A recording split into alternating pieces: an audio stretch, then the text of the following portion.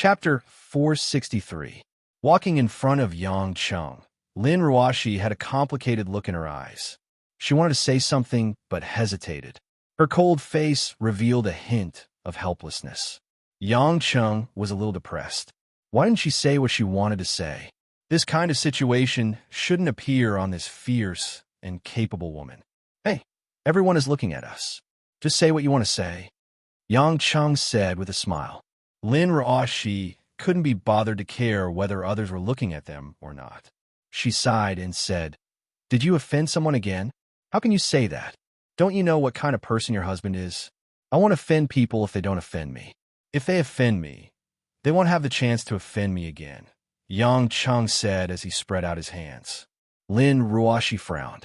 If that's the case, then it'll be less troublesome. However, what's up with Yin Bushue from the Yin family? Yang Cheng was stunned. Yin family? Yin Bushue? Which corner of the world did it come from? I don't know anyone from the Yin family or Yin Bushue, Yang Cheng said with a smile. Is he very powerful? Is he looking for me? Lin Ruoshi saw that Yang Cheng's expression didn't seem to be lying. She became more worried and said, "You really don't know? The Yin family is one of the strongest families below the four big families in Yinjing. They are much stronger than the Kai family. Moreover, the head of the Yin family, Yin Qingtian, just defeated you, Yang Pajuan, and became the vice chairman of the military commission. He is the first non-party chairman of the military commission since the founding of the People's Republic." Yang Cheng was a little confused after listening to Lin Ruoshi's long speech. However, one piece of information surprised him. Yang Pajuan lost the election? Yang Cheng hadn't heard of this news, and he didn't care. As for whether Wishuahuan knew about it, Yang Cheng wasn't sure. It was as if Yang Pajuan had nothing to do with him. This feeling was very strange, but Yang Cheng didn't think it was bad. It seems like you really don't know anything. Lin Ruoshi shook her head in distress. The election results were announced the day before yesterday. Many people felt that it was rather abrupt for Yin Qingtian from the Yin family to join the standing committee. However, the Yin family's strength over the years cannot be ignored, so no one had any objections. Yang Cheng retracted his smile and said, "I'm not familiar with the forces in Beijing or the clans in Huaxia. According to what you said, the Yin family should be busy building up their image. Why would the Yin family look for me?" Lin Ruoshi said, "There are two powerful figures in the Yin family. One is the head of the family, Yin Qingtian, who defeated Yang Pajuan. He's in his 60s and has never led troops before. He only has a military rank, but he succeeded because of the Yin family's achievements in military defense, aerospace science, and biochemical engineering. The other powerful figure is Yin Buan, Yin Qingtian's grandson. He and Li Dun from the Li family of Yinjing were known as the Yin Jing Twin Kings. They were both super scientific geniuses. The Yin family almost dominated the military research and biochemical engineering research in Huaxia since the founding of the country. It was because of the successful handover between the grandfather and grandson of the Yin family that he was more accomplished in scientific research than his grandfather, Yin Qingtian. Also, this person has a weird temper. He never accepts any awards and only cares about his own work. He's already rejected the Nobel Prize twice in a row and didn't even accept any awards from Huaxia. He's just too lazy to move. All scientific freaks are like that. Yang Cheng found it interesting and asked, "So, is that Yin Bushi Yin Buan's younger brother or elder brother?" "It's his younger brother," Lin Ruoshi said. "Yin Bushue and his elder brother are polar opposites. He likes to stir up trouble and is ignorant and arrogant. However, he only swaggered around in Beijing. Only after coming to Zhonghai this time did I realize how difficult it is to deal with him." Yang Cheng's face turned serious. "Did he offend you?" Lin Ruoshi shook her head.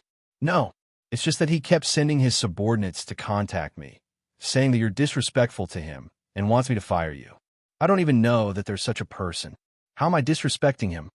Yang Cheng did not know whether to laugh or cry. Lin Ruoshi glanced at Kristen, who was chatting with a few musicians not far away. It's because of her. Yin Bushue seems to be very obsessed with Kristen. This time, When he found out that she came to Huaxia, he purposely came to Zhonghai and wanted to meet Kristen alone. However, it seems that you rejected him. Then, he came to me. Yang Cheng immediately realized that the crux of the problem was that Kristen was messing around. You guys seem to be talking about me? Suddenly, Kristen walked to Yang Cheng and Lin Ruoxi's side alone. Lin Ruoxi fell silent. It was obvious that she wanted Yang Cheng to speak on his own. Yang Cheng smiled helplessly. He knew very well that Kristen had heard their conversation. Her hearing would not be affected by the noise of the venue. "What's going on with Yin Bushua?" Yang Cheng asked. Kristen giggled. "There's a little guy that I don't know who wants to meet me. I don't want to meet him, but I'm all alone in Huaxia. I can't offend him. So, the reason why I don't want to meet him is that Director Yang doesn't allow me to meet him. It's as simple as that." Yang Cheng glared at the woman. He knew that everything was caused by Kristen. Now, he had become the target of public criticism. After thinking for a while, Yang Cheng asked Lin Ruoxi, "What's the situation now?" "I don't know. Yin Bushua's people contacted me, but I didn't respond immediately. I think he'll come to me sooner or later. The power of the Yin family is not simple. Compared to them, I'm just the loneliest businessman," Lin Ruoxi said faintly. Yang Cheng knew that Lin Ruoxi was a little resentful. After all, it was not the first time that an official bullied a businessman. "Since he's not here yet, let's do what's in front of us first. Since everyone is here, let's start the banquet," Yang Cheng said casually. Lin Ruoxi nodded and went to inform Wu Yu. She ordered a group of staff to officially start the banquet tonight. Not long after, the venue quieted down. Although Yang Cheng was the director of the entertainment company, it was still Lin Ruoxi who went on stage to give the opening speech on such an occasion. It was only at this moment that most of the guests realized that this mysterious beauty was actually the CEO of Yulei International. Quite a few of them secretly exclaimed. After all, Lin Ruoxi looked way too young no matter how they looked at her. Moreover, with her temperament, it would be fine if she was a model, but to say that she was a deceitful businesswoman was really unimaginable. Yu Yonhee, who was in the guest seats, noticed that everyone's gaze was swaying between Kristen and Lin Ruoxi. She could not help but feel a strong sense of humiliation. She had always been the most eye-catching and dazzling. Yet, she was humiliated by a stinky man in one night. Then, she was outshone by two women and received the cold shoulder. This made Yu Yonhee's heart ache. If it wasn't for her rationality, she would have left in anger. Lin Ruoxi did not say much before she ended her speech. To her, it was just a formality. It was far less important than ending the banquet and going back to rest or work. After arriving below the stage, Lin Ruoxi directly sat at the round table where Yang Cheng and Kristen were seated. She sat on the right side of Yang Cheng. The core guests at this table were the heavyweights of star of Yulei's event. Apart from Yang Cheng and Lin Ruoxi, who were the representatives of the two companies, the rest were all famous figures in the entertainment and music industry. Yu Yonhee was also seated at this table. However, this seat, which was a symbol of status in the eyes of others, made Yu Yonhee feel as though she was sitting on pins and needles. That was because she had to face the man and two women that she did not want to see the most. Furthermore, she had to pretend that nothing had happened. With such a table full of people at the forefront of fashion eating together, it was inevitable that they would flaunt their culture. They would either talk about composing music or performing operas. They would also talk about the design concepts of some international luxury brands or the fashion trends of spring clothes. Yang Cheng didn't understand most of these things and couldn't be bothered to pay attention to them. Therefore, the entire table of delicacies became his sole focus. Seeing Yang Cheng gulping down the abalone and slurping the shark fin, Lin Ruoxi felt a headache coming on. She stretched her hand out and pinched Yang Cheng's thigh. Only then did Yang Cheng restrain himself. On the other hand, Yu Yonhee was talking about some high-end topics with a few veteran musicians. Her expression was reserved and noble, and she would smile from time to time. These veteran musicians were very satisfied with her. They even ignored Yang Chen's unsightly table manners. When they were talking about familiarity, one of the musicians suddenly noticed the bag that Yu Yonhee placed on the table. He asked in puzzlement, Miss you, your bag should be a Hermes Birkin, right? Yu Yonhee rejoiced in her heart. She had purposely brought the bag and placed it on the table to attract attention. Now that someone had finally mentioned it, she was naturally satisfied. However, Yu Yonhee wasn't in a rush to express herself. She replied in a reserved manner, "Yes, it was given to me by the company when I was doing the endorsement last year." Miss Yu's popularity is indeed extraordinary. Hermes rarely looks for Asian celebrities to be their spokesperson. It seems that Hermes values Miss Yu's influence in Asia, the veteran musician praised. Yu Yonhee shook her head shyly. "I can only say that I'm lucky. This isn't something that can be attributed to luck. Miss Yu, you're being too humble. Ever since Hermes was established, they have the priority in choosing their leather. The bags that they make are all extraordinary. Speaking of Hermes Birkin, there should be many types of leather, right? What kind of leather is Miss Yu's bag?" Yu Yonhee inwardly praised him for being knowledgeable. She smiled. "It's crocodile leather." The old musician was stunned for a moment before he smiled. "That's really rare. Birkin bags are often hard to find. I heard that crocodile skin is the highest grade. It costs at least hundreds of thousands, and you have to wait in line for it to be made. I heard that even some European royalty are queuing up for it. I've lived for decades, but I've never seen such a thing." Miss Yu has truly opened my eyes. Yu Yonhee instantly felt that her confidence had returned. She waved her hand and said, "I wouldn't dare." She then turned to Kristen and said, "This shouldn't be a big deal. Miss Kristen is much more famous than me. I only have one, but she should have a lot." The moment those words were spoken, everyone at the table knew that Yu Yonhee was purposely trying to find Kristen's weak spot. One must know that Hermes Birkin bags weren't something that could be bought with money. Even ordinary sheepskin and cowhide weren't common. Crocodile leather was even rarer because it was a precious raw material that couldn't be found often. Furthermore, there were many rich people in the world, so it wasn't easy for them to give in. Although Kristen had made her grand entrance tonight, no one dared to say that she would have a platinum crocodile leather bag like Yu Yonhee's. That was because everyone knew that Kristen had never endorsed Hermes before, so she definitely wouldn't have a gift.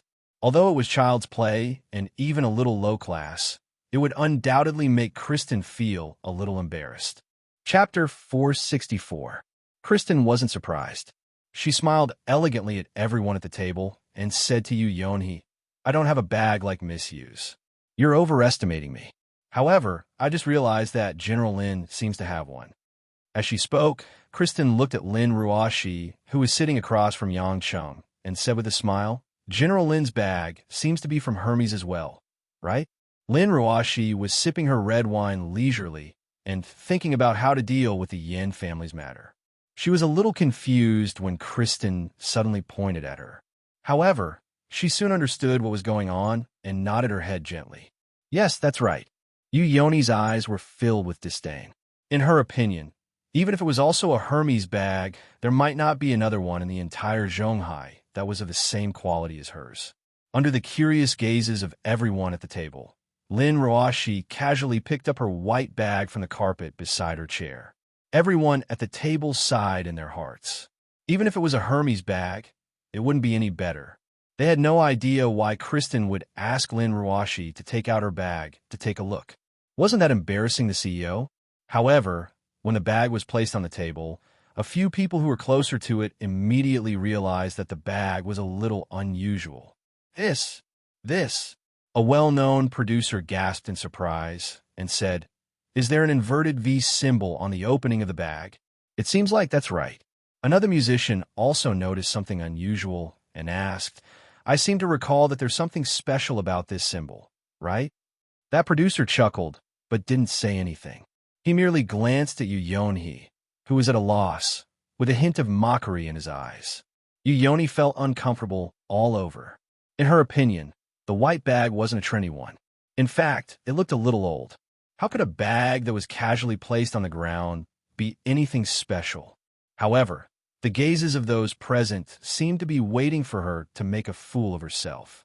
Seeing that it was about time, Kristen's lips curled into a mischievous smile.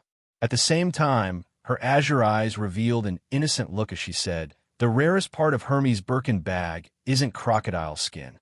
Instead, It's made from pure wild crocodile skin.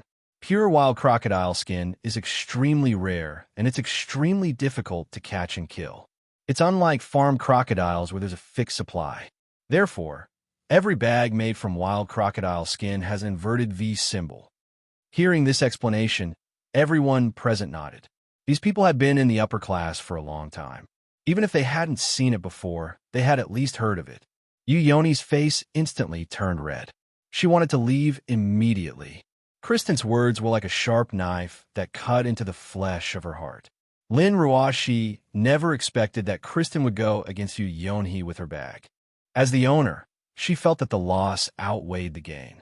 After all, it was a collaboration between a business and an artist. However, there was nothing she could do to salvage the situation. She could only take the bag back and place it on the carpet. This bag isn't actually mine. My grandmother used it in the past and gave it to me. It's a very old bag. Misuse is much prettier than mine, Lin Ruashi said with a faint smile. Her words sounded good, but everyone knew that Yonhi didn't manage to salvage any of her reputation. Even if a bag made from rare wild crocodile skin was decades old, it was definitely a classic collector's item. Such a bag might even be the only one in the world. How could the price be calculated in the tens or millions of dollars? Yet, Lin Ruashi had placed such a priceless bag on the carpet so casually. Compared to Yonhi, who had placed a bag worth hundreds of thousands on the table, it was extremely ironic. Comparing handbags was just a small interlude at the dining table. No one would really keep chatting without rhyme or reason. Everyone knew how to feign civility and sincerity. While the crowd started to talk about other topics, Yang Chun, who had been eating and drinking, didn't speak much from the beginning to the end. Other than toasting a few guests, it was as if everything else had nothing to do with him. When the topic shifted to Kristen, a musician asked out of curiosity, "Miss Kristen, you must have a good relationship with General Lin for coming to participate in the talent show organized by Ulay International, right?" Actually, most people would think that was the case. Otherwise, why would a busy international superstar like Kristen have the time to come to Huaxia to be a judge? Thinking about it, the only person who could invite her was the beautiful, low-profile CEO of Ulay International. In the end, Kristen shook her head and smiled. "This is the second time I'm meeting General Lin. The reason why I'm here is because Director Yang is an old friend of mine. Isn't that right, my dear Director Yang?" Yang Cheng glanced at her from the corner of his eyes. Why didn't she just say yes? Why did she have to drag him into this? He could only say, "That's right. We were friends back in the US, but we weren't close." No one believed him. Not close. Why would he help you if he wasn't close? Everyone's opinion of Yang Cheng instantly rose. They didn't expect this country bumpkin, who had been eating and drinking like a country bumpkin, to be the key character. At this moment, Lin Ruashi knitted her brows. She picked up a wet towel from the side and placed it beside Yang Cheng's mouth, gently wiping the oil stains on the corner of Yang Cheng's mouth. "You're acting like a child. Can't you look good when you eat?" Lin Ruashi complained softly. Yang Cheng was stunned for a moment. Then, he grinned and said softly in a voice that only Lin Ruashi could hear, "Your movements are very skillful. I don't think you practiced it before." Lin Ruashi rolled her eyes at him. She stomped hard on the tip of Yang Cheng's foot under the table. Yang Cheng pretended to be in pain. He knew very well that when a woman treats you like this, she must be hoping to see your expression of being taught a lesson, not the fact that it was really not painful. The series of small movements and expressions between the two were naturally noticed by the others. However, they were all smart people. Even if they were curious, they would keep it to themselves and not ask casually.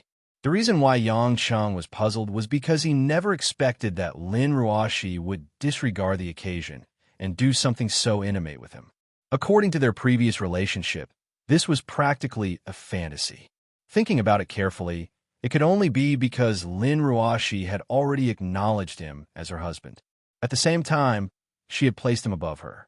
Her position in the company and her status in the eyes of others weren't as important to her as her man. Yang Cheng felt a little sweet in his heart. However, Lin Ruashi didn't seem to notice it. Perhaps, in her eyes, there was nothing special about it. She wasn't a woman who cared much about others' opinions. She was just following her heart. After the banquet ended, all the guests were enjoying themselves. Yu Yoni was probably the only one who forced a smile until the banquet ended. The guests gradually left the venue. Naturally, Yang Cheng's table was the last to leave. When Yang Cheng saw that it was about time, he stood up and picked up his suit jacket from the chair. He signaled to Lin Ruoshi with his eyes. "I'll take your car back. I'll send Zhao Teng and Wang Jie back in the Lincoln Stretch limousine," said Yang Cheng. Lin Ruoshi didn't have any objections. She didn't know when it started, but she didn't want others to see her together with Yang Cheng. Even she herself found it strange. Kristen naturally had a large group of people protecting her when she left. Hence, Yang Cheng didn't have to worry about it. After shaking hands with the musicians and producers, Yang Cheng was about to leave when a shiny object fell out of his suit jacket. Yang Cheng slapped his forehead. It was the platinum crescent pendant that Junxiu had given him as a souvenir. He had been carrying it with him according to the girl's instructions. Even if he didn't hang it around his neck, he would still keep it in his pocket. However, it had fallen out twice. Bending down, Yang Cheng picked up the pendant. Just when he was about to put it back in his pocket, he heard Yu Yonhee, who was about to leave, exclaim in surprise. "This is..." Yu Yonhee seemed to have seen something exaggerated. She stared at the crescent pendant in Yang Cheng's hand.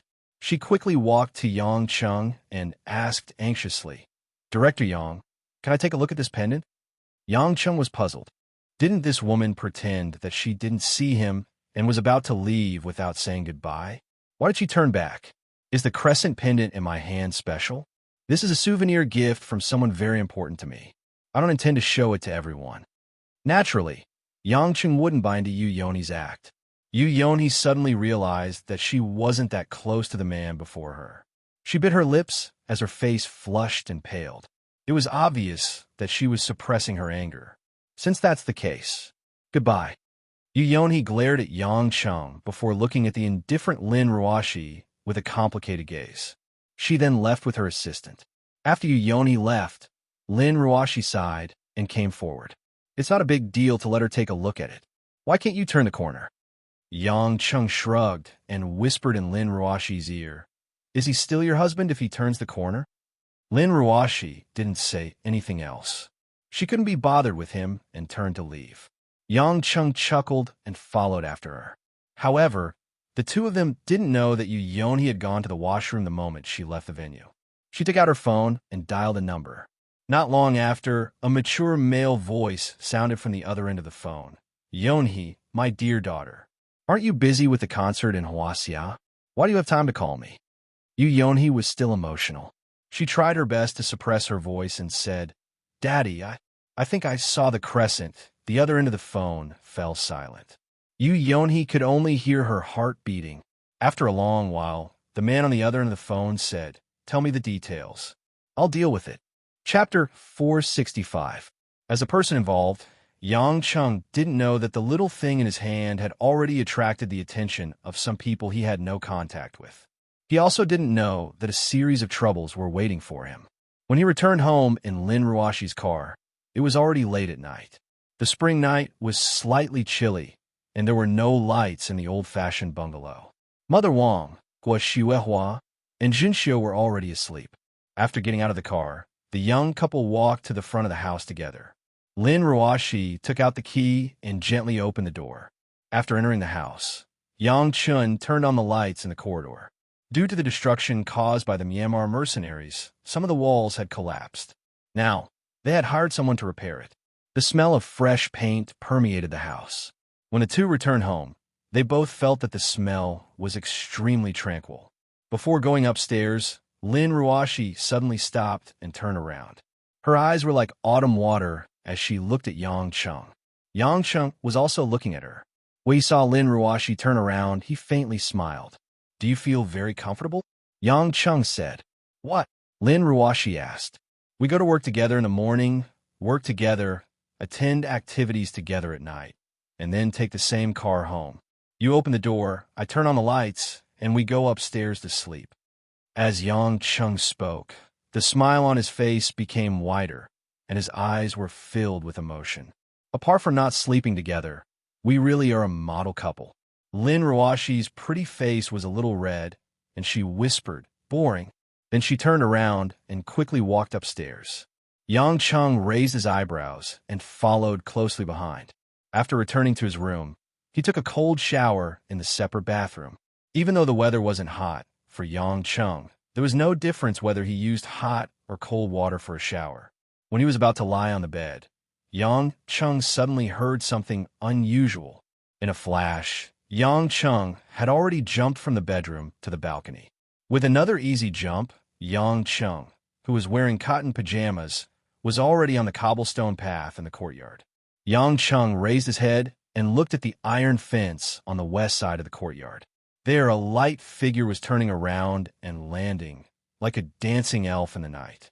With a conflicted expression, Yang Chung smiled bitterly and said softly, "Young Abbess Hui Lin, since when did you have the habit of climbing over the wall to enter your house?" Wearing a tight black tracksuit and a black hat, Hui Lin saw Yang Chung standing in front of her. At first, she was surprised, but she soon understood what was going on. After all, no matter how good her kung fu was, it was impossible for her to hide from Yang Cheng's eyes and ears if Yang Chung was at home. Pouting awkwardly, Hui Lin walked up to him. In the dark, her delicate face looked a little helpless. "Brother Yang, I don't think I'm used to it." "Why not?" Yang Chung was puzzled. "Ever since I went on Star of Yulei's show, I've always been recognized on the streets. It's not convenient for me to go anywhere, and I'm afraid that they'll find out where I live, so I have to use a special method to go home," Hui Lin whispered. Realization dawned on Yang Chung. Hui Lin was now a slightly famous person. He smiled and said, "Don't tell me that you used Qin Gong to fly back without anyone noticing?" Hui Lin didn't think much of it. She nodded seriously and said, "Yes, I chose a place with the least people. Although it was a little tiring, I felt like I was back to the time when I was training on Mount Amei. I haven't used Qin Gong for such a long time. Brother Yang, I won't have to move like this every time I go out, right? It's hard to avoid people in the daytime." Yang Chung stretched out his hand and tapped on Hui Lin's forehead. "What nonsense are you talking about? Since you've chosen this path, you will naturally become a star after you become famous. Are you going to disappear after you finish singing? In the future, the company will provide you with a professional team. Don't be a heroine. If someone really sees you flying in the sky, you won't be able to sing anymore."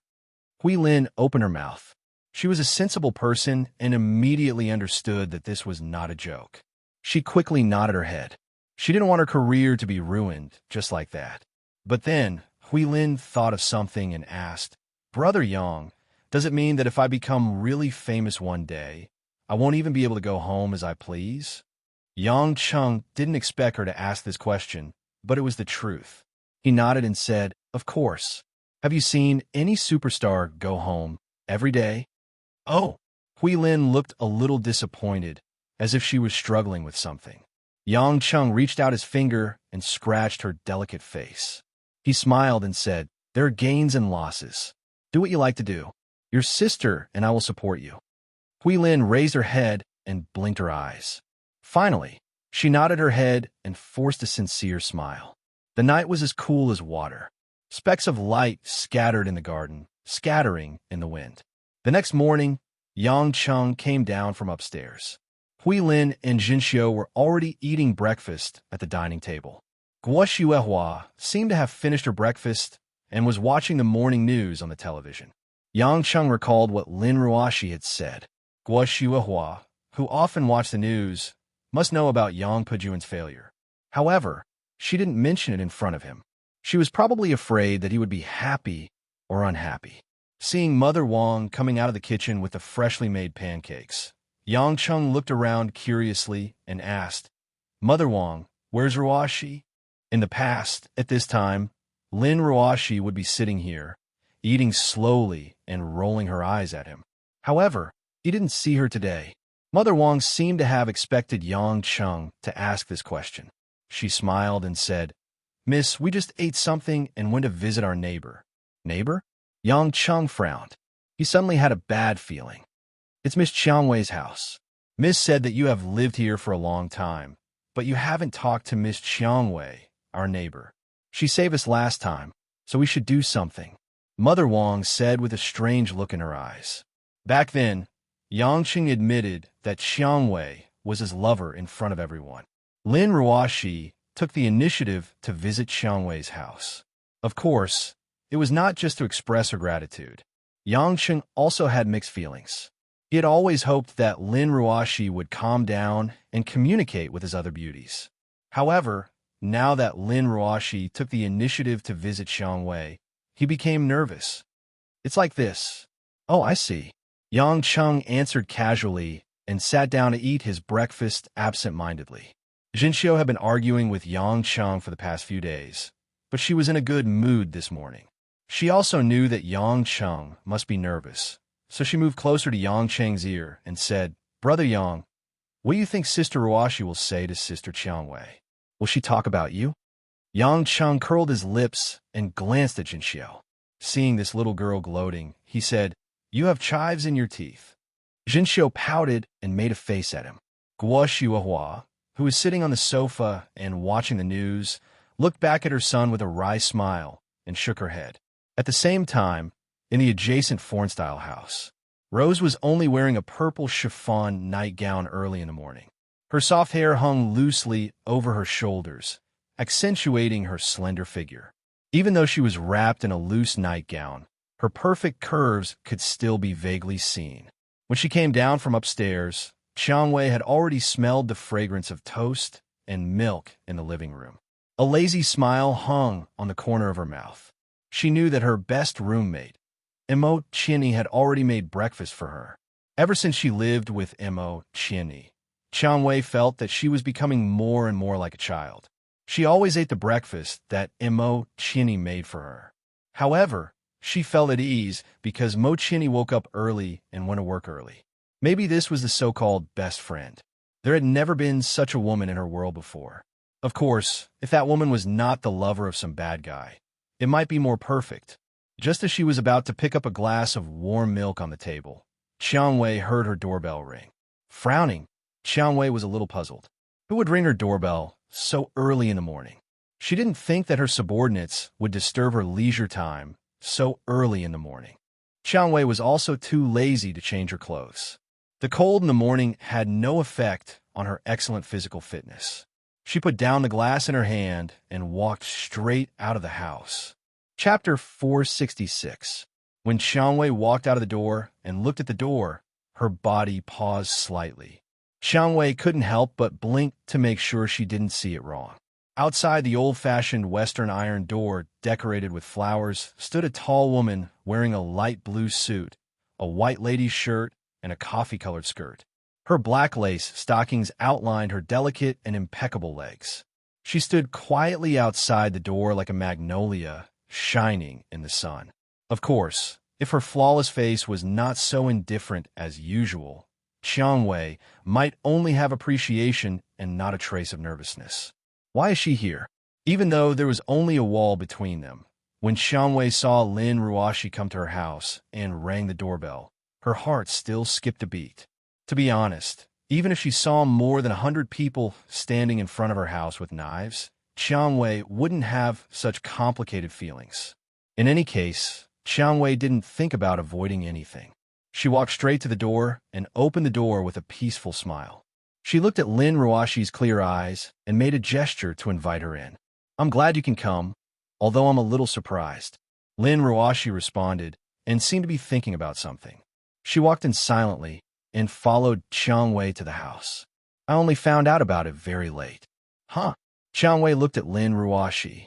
I said, I only found out about it very late. You are our neighbor. Qianni didn't tell me, Lin Ruoxi said. Qiang Wei was slightly stunned. She didn't expect that the thing Lin Ruoxi said would be such a common thing. Qiang Wei smiled and said, You mean Qianni? She didn't tell me either. Why do I feel that Qianni is deliberately hiding it from us? Lin Ruoxi shook her head and said, No, she just didn't expect it. Recently, she has been very busy with work. The company encountered some problems. She is a very serious person. I'm also very busy. She has been helping me. Qiang Wei was stunned again. She just wanted to make a little joke, but she didn't expect that Lin Ruoxi would answer this matter so seriously and sincerely, even if she didn't think there was a reason at all. What a strange woman, thought Rose. However, the little nervousness she had felt at the beginning was gone. When she walked into the living room, Lin Ruashi saw the breakfast on the table. She opened her mouth slightly and said, "I didn't know you were about to have breakfast. I'm sorry to bother you." Qiang Wei smiled calmly and said, "You don't have to be so polite. It's not a big deal. I'm not like you, who work from 9 to 5 and manage such a large listed company. I'm a very idle woman. I can eat whenever I want and sleep whenever I want. It doesn't matter. I'm very happy that you can come. Why would I care about something like breakfast? This is not good for your health. You must have a routine." Lin Ruashi said seriously, "Although I often stay up late, since you have the conditions, it's better to pay attention to some routine." Qiang Wei choked again. She felt that she couldn't understand the logic of Lin Ruashi's words. Why did she suddenly advise her to pay attention to her routine? She suddenly felt that it was a little funny. Ever since she was young, the first person who cared about her routine wasn't her parents, elders, confidants, or her lover. It was actually the woman in front of her who should hate her. Lin Ruashi saw Qiang Wei looking at her with a strange gaze. She only thought that Qiang Wei was a little unhappy. She sighed and said, "Did I say too much? I don't mean anything else. Actually, I'm quite envious that you can be so carefree. You envy me, but why do I often feel that I should envy you?" Qiang Wei said faintly. Then, she laughed at herself and said to Lin Ruashi, "Sit down and talk. I'm not in a hurry to eat breakfast. I'll get you a cup of black tea." Lin Ruashi nodded, but she didn't sit down immediately. Instead, she walked slowly in the spacious living room downstairs of Qiang Wei's house. She admired the sculptures, oil paintings, and other decorations in the house. The first floor of Qiang Wei's house had a variety of decorations. There were medieval European knight armors, romantic oil paintings, impressionist works, Renaissance imitation sculptures, and some jade carvings. When Qiang Wei came to the coffee table with 2 cups of black tea, Lin Ruashi sat on the woven chair and said, "Thank you." Qiang Wei pursed her lips and said, "Do you like anything?" "What?" "These oil paintings, sculptures, handicrafts. If there's anything you like, I can give it to you." Qiang Wei said, "Of course, I'm not saying that you don't have any. I know that you're one of the richest women in the world. It's just that I don't really like these things. It's rather eerie to leave them at home. So, if you like them, I'll give them to you. As far as I know, some of them are works of famous artists." Lin Ruashi seemed a little confused. She frowned and asked, "Since you don't like them, why do you have so many handicrafts of famous artists?" Qiang Wei chuckled and said, "I didn't collect them. They're my father's collection. I don't like them." Lin Ruashi nodded and sipped the hot black tea. She hesitated for a moment before saying, "I heard that your identity is rather special." Qiang Wei felt that Lin Ruashi's shy look was very refreshing. The woman in front of her was like a little girl who had not experienced much of the world. She didn't look like the leader of a multinational corporation at all. Compared to her, Qiang Wei felt like she was more than 10 years older. "You don't have to say that. I'm from the underworld. Moreover, I'm the leader of the Red Thorn Society in Zhonghai. To put it simply, I'm the so-called boss of the bad guys." Qiang Wei winked at Lin Ruashi. "You inherited the mantle of a businessman from your grandmother. I inherited the mantle of the underworld from my father." This was the first time Lin Ruashi heard about this. She was slightly surprised and asked, "Uncle, he is also one of them?" Qiang Wei chuckled and said, "Yes, and he even went against me. But I've already defeated him and sent him overseas. So, I'm not interested in keeping the things he left behind here." Lin Ruashi couldn't get used to it.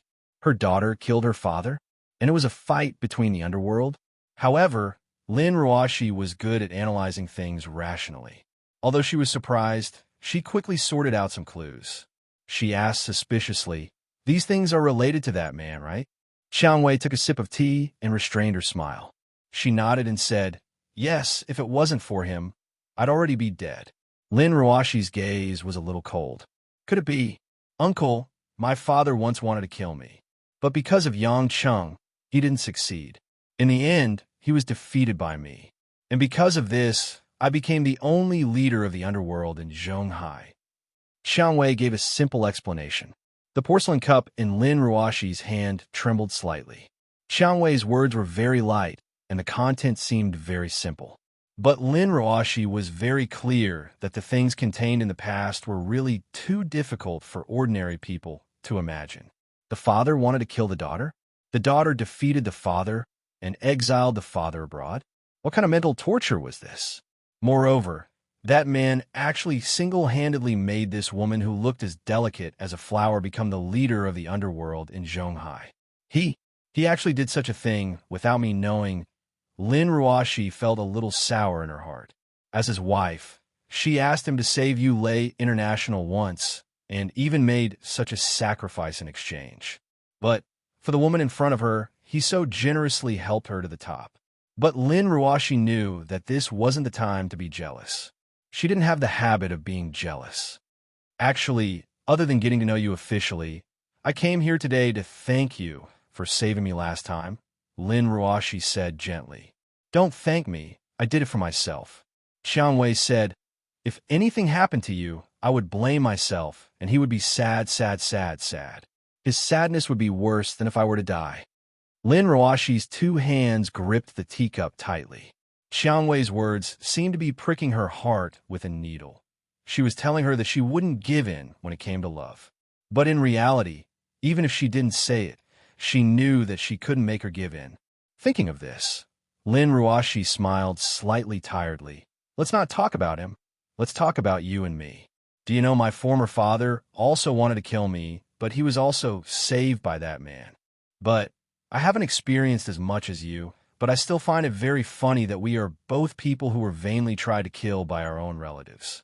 Xiang Wei was stunned. Her gaze changed in an instant, and in the end, she sighed, so it's like this. I didn't know that it was so hard for you. Lin Ruoshi put down her teacup and extended her delicate hand to Xiang Wei. She smiled gently and said, it's very nice to meet you. Xiang Wei stretched out her soft hand, and the two equally fair and tender hands held together.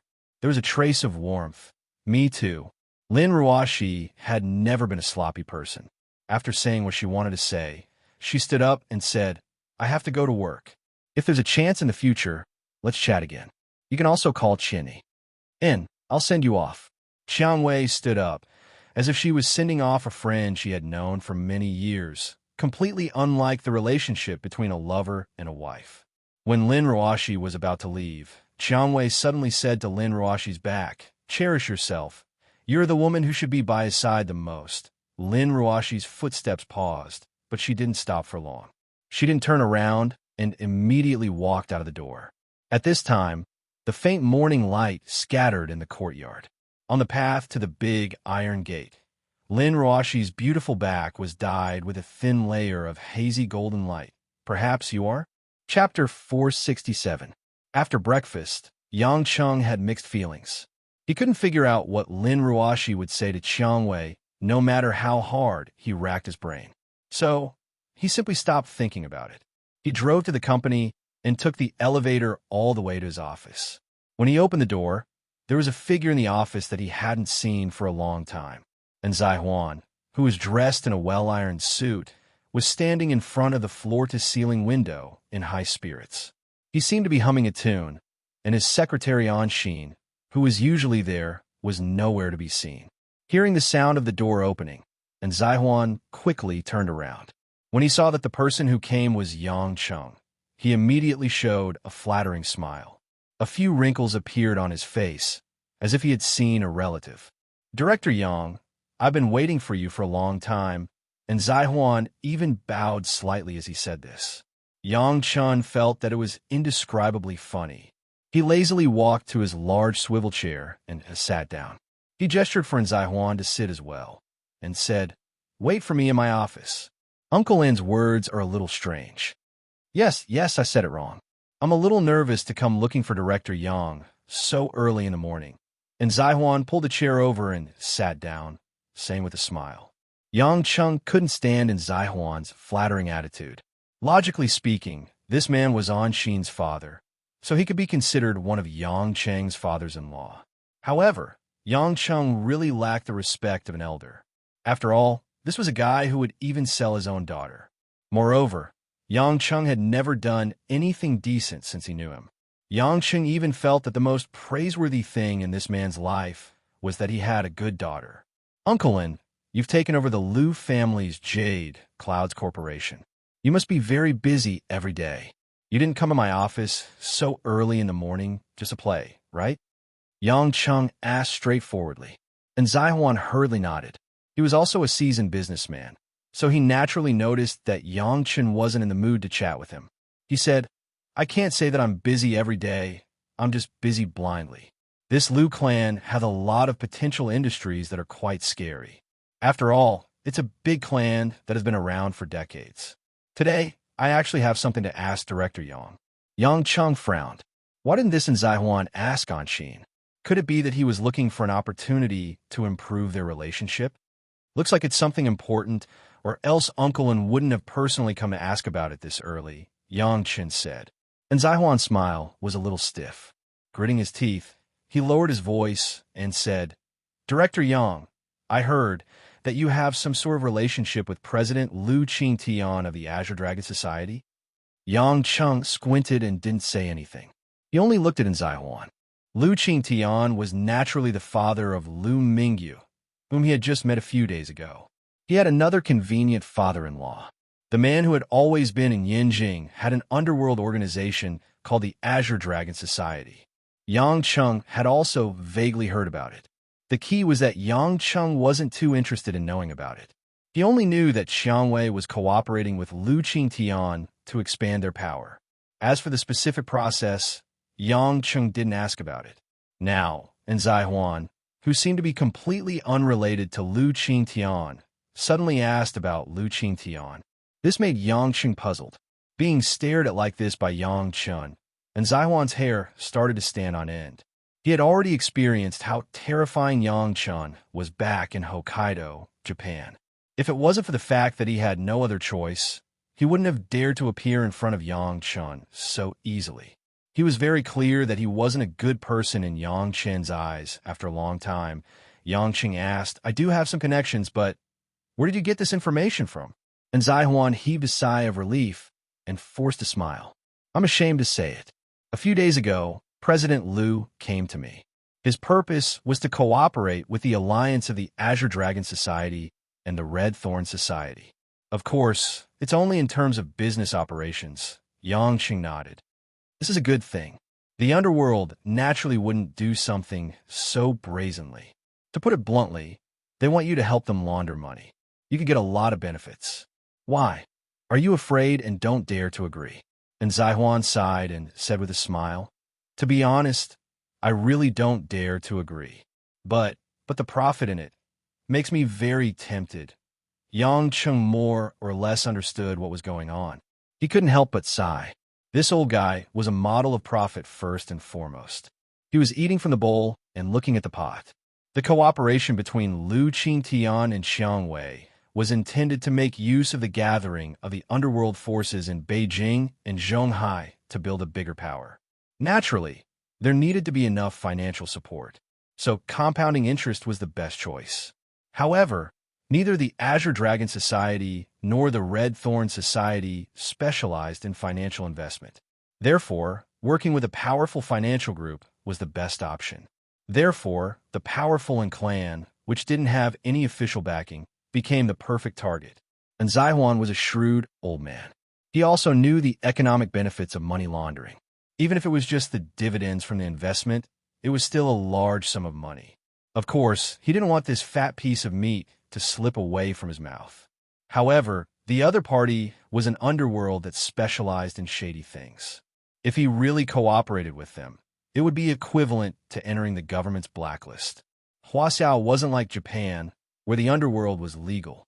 It wasn't like Europe and America, where the underworld was well established. If the government really wanted them to die one day, they could only run away like rats. What made him even more unseen was whether Liu Qingtian would abide by the terms of the cooperation. How could the law restrain the underworld? If Liu Qingtian really went back on his word and wanted to hold the family hostage, and Zaihuan didn't dare to say that he had the ability to resist. After President Liu came to me that day, I sent someone to secretly investigate President Liu's family. In the end, I found out that President Liu's daughter seems to be with you, Director Yang. And Zaihuan said, beads of sweat dripping down his forehead. He smiled stiffly and said, they seem to be on good terms. Yang Cheng smiled. You don't have to be so nervous. I'm not that bad-tempered. That's right, Mingyu is my woman. I've had dinner with her family. Then about us. And Zaihuan looked at Yang Cheng expectantly. Yang Cheng shrugged. I understand what you mean. Don't worry and boldly cooperate with the Azure Dragon Society and the Red Thorn Society. If anything happens, I'll step in. But I think Uncle Liu isn't that kind of person.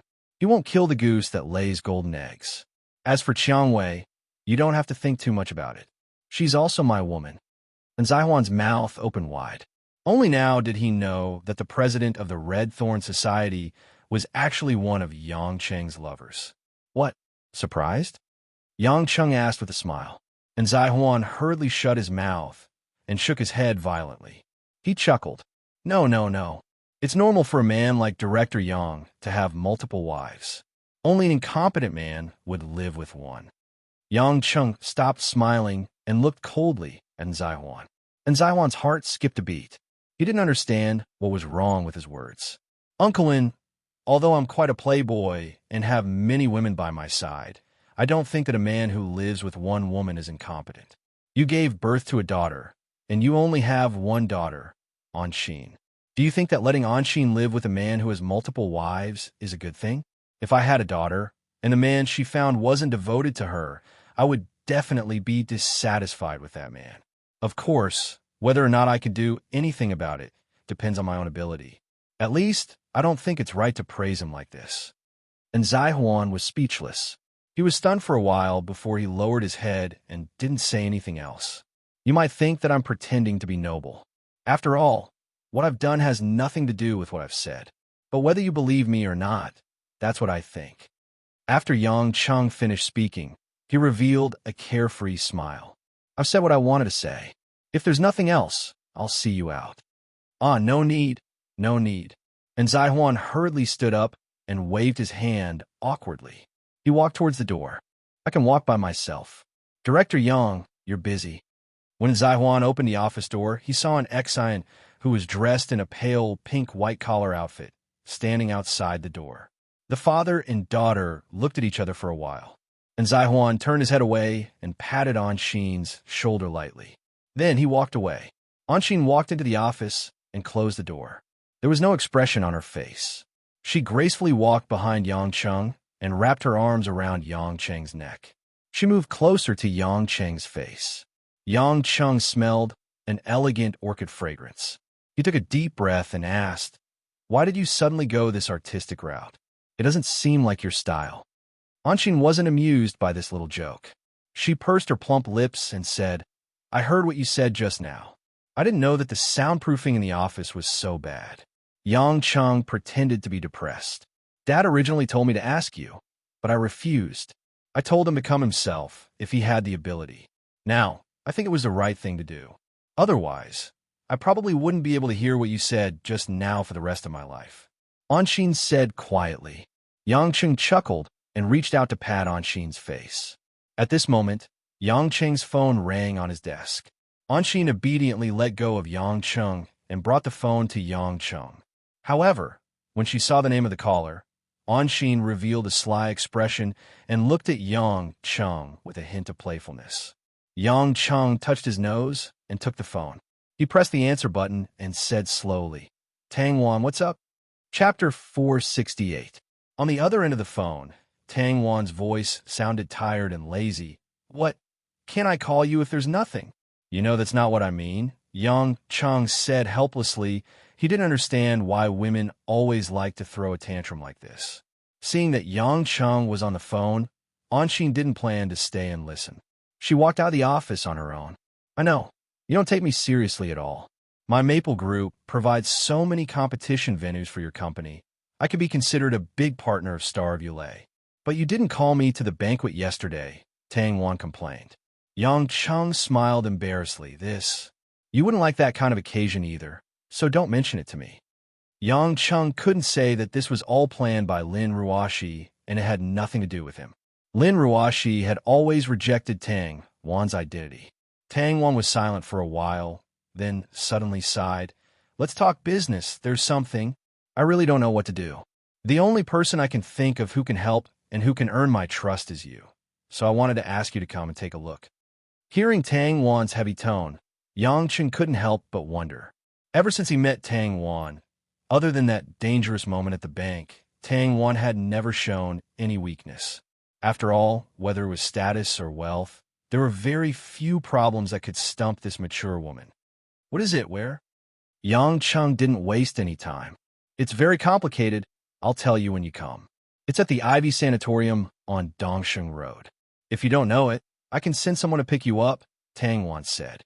Yang Chung really didn't know where it was, but fortunately, there was a GPS in the car, so it wasn't hard to find.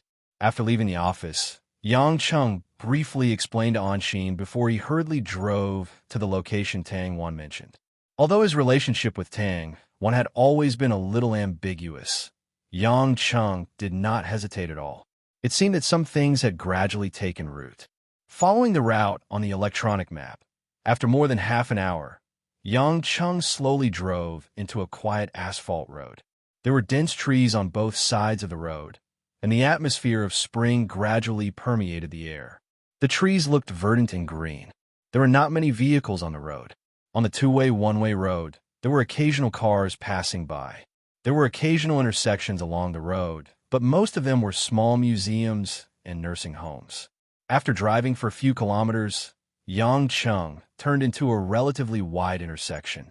At the end of the woods, not far away, was the Ivy Sanatorium that Tang Wan had mentioned. The size of the sanatorium wasn't big, but the clean and bright buildings and the elegant and unique environment showed that it wasn't as simple as an ordinary sanatorium. Yang Chung didn't think that Tang Wan would recuperate here. This was a place where patients and the elderly would stay, so his heart was full of questions. When he arrived near the sanatorium, Yang Chung was puzzled to find that other than some fancy cars, there were actually 3 police cars parked outside the gate of the sanatorium. Moreover, there were also a few guards guarding the gate. The more Yang Chung thought about it, the more suspicious he became. After he got out of the car, he walked straight to the gate. As expected, 2 stern-looking guards immediately came up and blocked Yang Cheng's way. One of the police officers said, "Sir, I'm sorry, but you're not allowed to enter right now. I was invited here. I'm President Tang's friend." Yang Chung noticed that they were actually criminal police officers. In other words, there must be a big case in the sanatorium. The 2 police officers looked at each other. Then one of them took out his walkie-talkie and asked his colleague. After receiving confirmation, Yang Chung was allowed to enter the sanatorium, but he still had to be followed by another police officer. After walking through the 2 corridors, Yang Chung was having a headache about where Tang Wan was when he saw a familiar figure walking out from a white building. Tang Wan was wearing a simple lavender long-sleeved shirt and white trousers. Her hair was slightly curled, and her plain clothes didn't make her look as fierce as before. Instead, it made her look even more charming and mature for her age, like a beautiful lady at home. That pretty face that always had light makeup on looked slightly haggard. If it wasn't for the joy in her bright eyes when she saw Yang Chung, she would have looked a little gloomy. "Thank you for coming. I thought I would have to wait for a while," Tang Wan said with a smile. "What happened?" Yang Chung furrowed his brows and asked. Tang Wan smiled weakly. "Come with me." As Tang Wan turned around and led the way, Yang Chung followed her footsteps and entered the white building. As soon as they entered the corridor, Yang Chung saw criminal police officers walking back and forth with solemn expressions, as if they were investigating something. Meanwhile, Tang Wan slowly explained the history of this sanatorium. This Ivy Sanatorium is a small brand under our Maple Group. It mainly opens boutique sanatoriums in some cities in the south. Not many people come in on normal days. Those that come in are mostly high-class customers, and some are old celebrities and politicians. This branch in Zhonghai only has a total of 12 old people. The sanatorium is well-equipped and even has standard hospital equipment, including operating rooms, emergency rooms, and so on, all to serve these old people. As Tang Wan spoke, She led Yang Chung to the second floor. Outside a room not far away, there was already a section marked with yellow police tape by the criminal police surrounding the entrance of a room. Last week, my grandfather. I brought him to Zhonghai to recuperate here, Tang once said. Yang Chung looked at the room that was surrounded by criminal police and asked, "Your grandfather? You mean the head of the Tang family?" Yang Chung remembered that Tang Wan mentioned before that the Tang family was one of the 4 prominent families in Beijing, and the head of the family was her grandfather, Tang Zhichen. However, it was strange that Master Tang would come to the sanatorium. Yes, Tang Wan nodded and said, "Do you still remember that I went back to Beijing for a long time, 2 months ago? Actually, at that time, it was because of the new year, and also because my grandfather had some mental problems. My grandfather, his mental state was a little unstable, so I was in a hurry to go back to Beijing to see how the situation was." Could Master Tang be suffering from senile dementia? Yang Qing couldn't help but ask. If that's the case, it might be more acceptable. Tang Wan slowed down her footsteps and told him the whole story. It turned out that before Chinese New Year, Master Tang suddenly started to be absent-minded and occasionally couldn't remember many things. At first, everyone thought it was a sign of senile dementia, but as time went on, this phenomenon became more frequent and attracted the attention of the family. Tang Wan was also worried about her grandfather, so she put aside many things and rushed back to Beijing for more than 2 months. In the end, after a medical examination, the doctors couldn't find any cause other than senile dementia. It was as if Master Tang had suddenly gone insane. Master Tang didn't remember his illness acting up at all. He just started to get irritable, and in the end, he became depressed and didn't want to speak.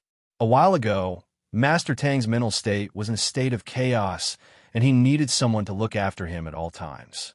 There were a few times when he almost jumped off a building or hit his head against a wall, but he was fine because of someone's protection. Because of the medical standards in China, Tang Wan decided to invite Professor Andre, a famous psychiatrist from Johns Hopkins University in the U.S., to examine and treat Master Tang. As one of the most famous psychiatrists in the world, Tang Wan naturally offered Professor Andre a huge reward for coming all the way here to see a patient. As the saying goes, don't wash your dirty linen in public. I didn't mention this before, I hope you don't mind. Tang Wan smiled apologetically. Yang Chang shook his head. Why would I? This is normal. What's the result of Professor Andre's treatment? Also, why are there police officers here? What happened? Tang Wan's face was filled with pain and anger, her brows knitted together. Professor Andre is an outstanding doctor. After he came, he quickly found some problems. Yesterday, he told me privately that he planned to discuss my grandfather's condition with his colleagues abroad. But this morning, the medical staff here found Professor Andre dead in his room. As they spoke, the two of them had already walked to the door of Andre's room, which Tang Wan had mentioned. The yellow line outside the room blocked the two of them from entering. Inside the room, there were several criminal police officers using equipment to search for all kinds of evidence. There was also a tall man in casual clothes carefully observing something. Yang Chung pondered and asked, "Did you ask me to come here because you think that someone is targeting the Tang family, but you don't know who the enemy is, so you don't dare to ask for help? So you asked me to help you find the answer. After all, I know more about these unusual things. I've been developing the Tang family's business in Zhonghai all these years. Although I know a lot of people, you're the only one who is good at this, and others might not be as capable as I am." Tang Wan nodded silently. The police officers have been here for the whole morning, but they couldn't find any clues. They only know that Professor Andre was poisoned, but they haven't found out how and what kind of poison he was poisoned with. Also, our sanatorium strictly controls the food and drink. If there was something wrong with what Professor Andre ate, we would definitely be able to find out immediately.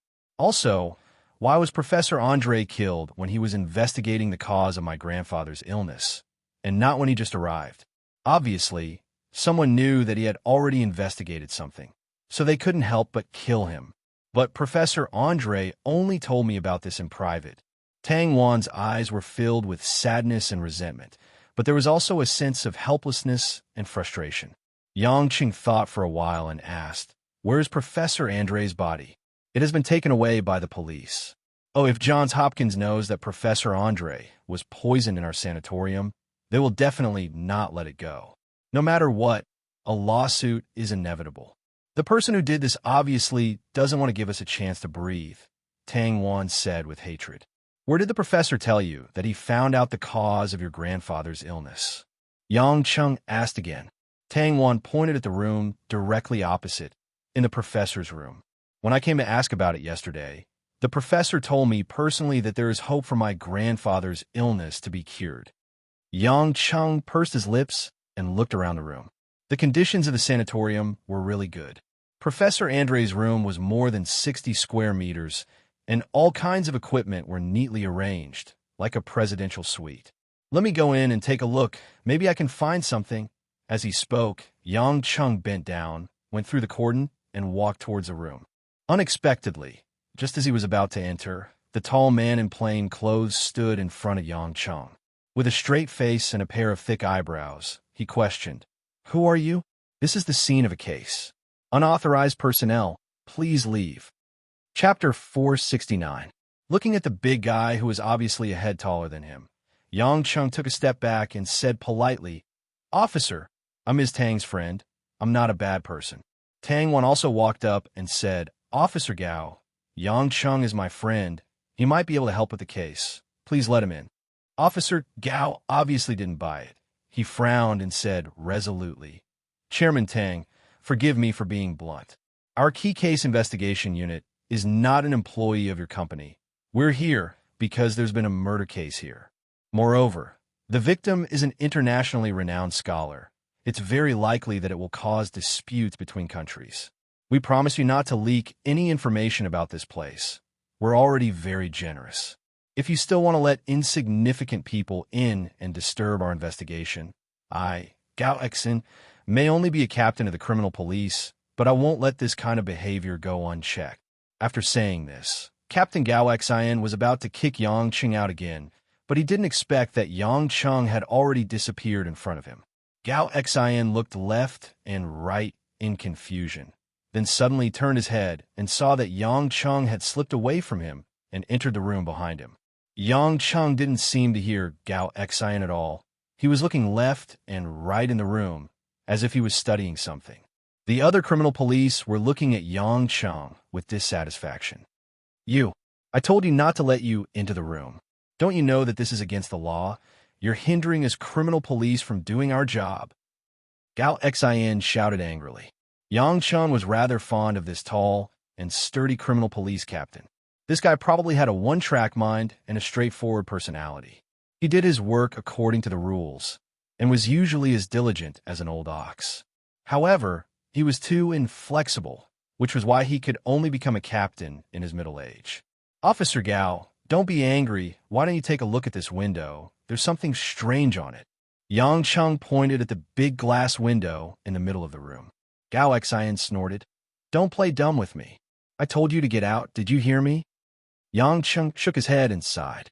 He pointed at the clear and bright glass window and said, "Look, on the left side of this window, is there something similar to transparent glue? Are you looking down on me?" When Gao Xian saw that Yang Chung was ignoring his words, he was enraged. He strode over to Yang Chung and extended his steel pincer-like hand, wanting to drag Yang Chung out of the room. However, before Gao Xian could touch Yang Chung's collar, Yang Chung had already moved away from where he was standing, and before everyone's eyes could blur, Yang Chung had appeared behind Gao Xian. A hand leisurely came from behind, hooked onto Gao Xian's shoulder, and pressed down slightly. Gao Xian was still shocked at how fast Yang Chung was when his body tilted uncontrollably and fell to the ground. Yang Chung clicked his tongue and looked at Gao Xian helplessly. "I say, Officer Gao, I appreciate your seriousness, but don't be too reckless. You have to see if there's a bean sprout that you can pinch." After saying that, Yang Chung turned around and walked to the window, reaching out to the window and fiddling with the crack. All the police officers in the room and Gao Xian, who was sitting on the floor in a daze, were speechless. When Yang Chung had shown his little hand just now, they knew that this man was indeed not an ordinary person. These police officers were all professionally trained, and Gao Xian had been arresting criminals for more than 10 years. He had seen all kinds of experts, but he had never met anyone who could easily pin him down like Yang Chun. After all, he was a black belt in judo. Tang Wan, who was at the door, smiled knowingly. The slight annoyance she felt from Gao Xian's stubbornness also disappeared. Under everyone's dumbfounded gaze, Yang Chung peeled off something that looked like transparent glue from the edge of the window. It was about 10 centimeters long, and it was a slightly murky white color. I think the key to the problem should be this thing. Yang Chung smiled. The police officers at the scene didn't care that Yang Chung had smashed their heads. One of them asked in confusion, "What is this? Glue used to fix the glass?" "Of course not. Didn't you guys notice that the glass here is fixed with black plastic? Why would there be something like this out of nowhere?" Yang Chung said. "What's so strange about that? It's just ordinary construction waste." Gao Xian's face was a little red. He stood up from the ground gloomily and patted his butt as he spoke. Although Gao Xian was stubborn, he wasn't a fool. He knew that he couldn't deal with Yang Chung. He could only wait and see what Yang Chung wanted to do. Yang Chung spread his hands at him. "Officer Gao, you can hand it over to our comrade from the search division to verify if it's as you said." Gao Xian frowned. He signaled two of his subordinates to look at the thing in Yang Cheng's hand to see if there was anything suspicious. However, his eyes clearly didn't believe that there was something wrong with the little plastic. The two police officers walked up and took the thing in Yang Cheng's hand. They looked at it carefully for a while and seemed to find something special. They then took a pair of scissors and cut the milky white plastic from the middle. "This is—" the two police officers exclaimed. The others also saw that there was something unusual about that thing. Gao Xian was stunned. He quickly asked, "What's wrong? What's inside?" One of the police officers first looked at Yang Chung in surprise, then immediately brought the small piece of plastic that was cut open to Gao Xian. Gao Xian took a closer look and was surprised to find that inside this inconspicuous piece of plastic, there was a slender silver-gray object that was glowing with a metallic luster. "What is this?" Gao Xian couldn't help but ask, as he had never seen such an object before. All the police officers from the search division also shook their heads. Although they could see that this thing was unusual, they couldn't figure out what it was. "If I'm not wrong," Yang Chung took over the question and replied, "this should be a cutting-edge pocket-sized bug. The principle of this kind of bug is to determine the language of people within a certain range through the vibration of the object it comes into contact with. Based on this design, it looks a bit like the MLK 760 used by the U.S. military. Even the black market can't buy this thing, and even the FBI can't get close to this thing. However, the MLK 760 is a bug unique to the U.S. military. It doesn't seem possible for it to appear here. Also, the placement of this bug is more advanced. It can actually eavesdrop through the vibration of the rubber, which is better hidden. I guess it's an improved version of the pocket-sized bug." Gao Xian was taken aback by Yang Chen's words. After a while, he snorted, "Do you really think it's true just because you say so? Pocket-sized bug? Military? And the FBI? Is it something that you can know?" Of course, I'm not sure, but Officer Gao can check it out." Yang Chung smiled indifferently. "Boss, it really seems to be a bug." A police officer brought over a long bugging device search device and sensed it next to the small silver-gray object. There was indeed a subtle signal transmitted. Yang Chung clapped his hands and smiled. "Basically, we can conclude that this is a bug.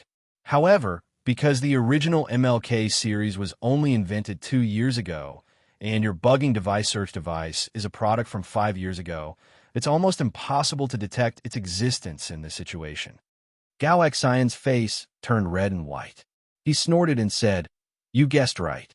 If there's nothing else, please don't disturb us while we deal with the scene. The police will investigate the bug."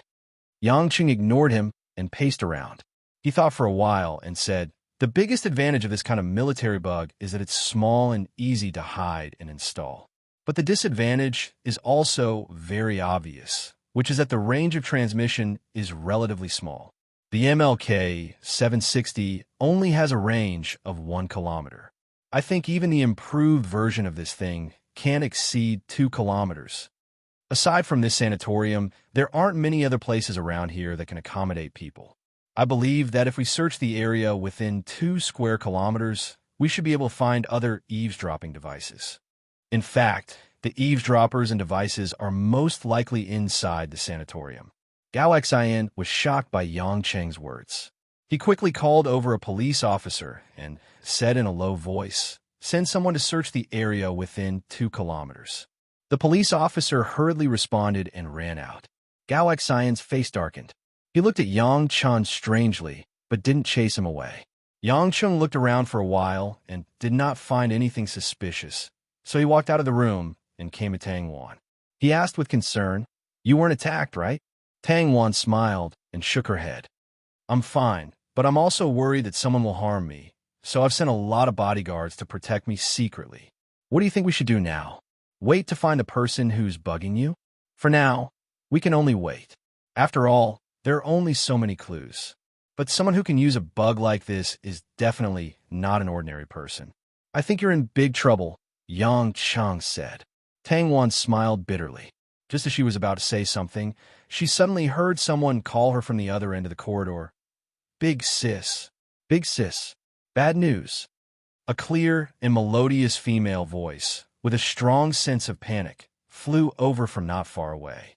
Yang Cheng turned his head and saw a girl in a bright yellow dress. She had shoulder-length hair and an oval face. She looked quite similar to Tang Wan, but she looked a little young and inexperienced. She didn't have any makeup on, but she could be considered a beautiful young woman. "Tang Xian, what's wrong? Why are you running like this? What happened to Grandpa?" Tang Wan asked anxiously. The girl who was called Tang Xian should be Tang Wan's younger sister. As she ran, she was a little breathless. Her watery eyes were watery, and she said with a sobbing tone, "Big sis, Don Huang is here." He suddenly came to Grandpa's courtyard. Grandpa seems to be agitated because of him. He wants to hit the wall and strangle me. I'm so scared." Tang Wan's face turned pale. "Don Huang, isn't he in Beijing? Why is he in Zhonghai? How is Grandpa now? I don't know why he came. When I came, the doctors and nurses were helping to protect Grandpa. But if Don Huang didn't leave, Grandpa wouldn't be able to calm down. I came to find you, big sis." Tang Xen pouted and said helplessly. Yang Cheng was confused. "Who is Don Huang?" Tang Wan frowned and looked at Yang Cheng helplessly. She said, "I know you have a lot of questions. Come with me, I'll tell you in detail." Yang Cheng, of course, wouldn't decline. After all, he was already involved. He had to settle the matter. "All right, I'll go see Grandpa. Maybe I can find some new clues." Chapter 470. Following Tang Wan, Yang Cheng hurried to the small courtyard that was specially prepared for Old Master Tang. Along the way, he also got to know the general situation of the Tang family. Old Master Tang had 3 sons, 2 daughters, and a few other siblings. They all had their own children and grandchildren. Therefore, the Tang family could be said to be flourishing. Tang Wan was the eldest granddaughter of Old Master Tang, and she was the biological sister of the blabbermouth Tang Ju. Tang Xen, who was still very young, was the only daughter of Old Master Tang's 3rd uncle, and she was the youngest. After Old Master Tang retired from politics, the Tang family became the fastest among the 4 major families to develop their businesses. As the eldest granddaughter, Tang Wan directly received the biggest piece of cake from Old Master Tang, which was the Maple Group and its various subsidiaries. However, Old Master Tang did not hand over all the power to Tang Wan, his trusted granddaughter. At the same time, he also handed over some of the businesses in Beijing and the north to his eldest grandson, Tang Huang, who was the son of his 2nd son. This was undoubtedly a test for Tang Wan and Tang Huang, the 2 grandchildren with the most potential. Whoever could develop the business that the family valued the most would have the chance to become the future master of the Tang family. However, precisely because 2 candidates were proposed, the internal situation within the family was not stable. Some people stood on Tang Wan's side, while others stood on Tang Huang's side. There were also some who were not satisfied with Old Master Tang's arrangement, and so they hid in the dark, shooting arrows, or setting traps for the two of them. As old Master Tang aged, the infighting within the family became more and more obvious.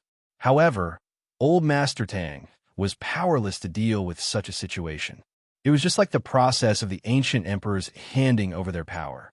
No matter how one tried to appease them, the human heart was insatiable, and no one was willing to give up the temptation of becoming the master of the Tang family. I haven't been back to Beijing for the past few years because I don't like to see the fake smiles on the faces of those in the family. I don't want to listen to their sarcasm, and I don't want to fight with them. I only care about the Maple Group in the South, and I also believe that Grandpa will make a wise decision. But she didn't expect her grandfather to suddenly become like this in just a few months.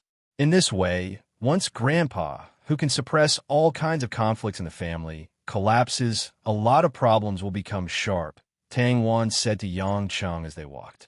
Yang Cheng was not too surprised. It would be strange if there were no conflicts in such a big family. He asked, "Who is that Don Juan?"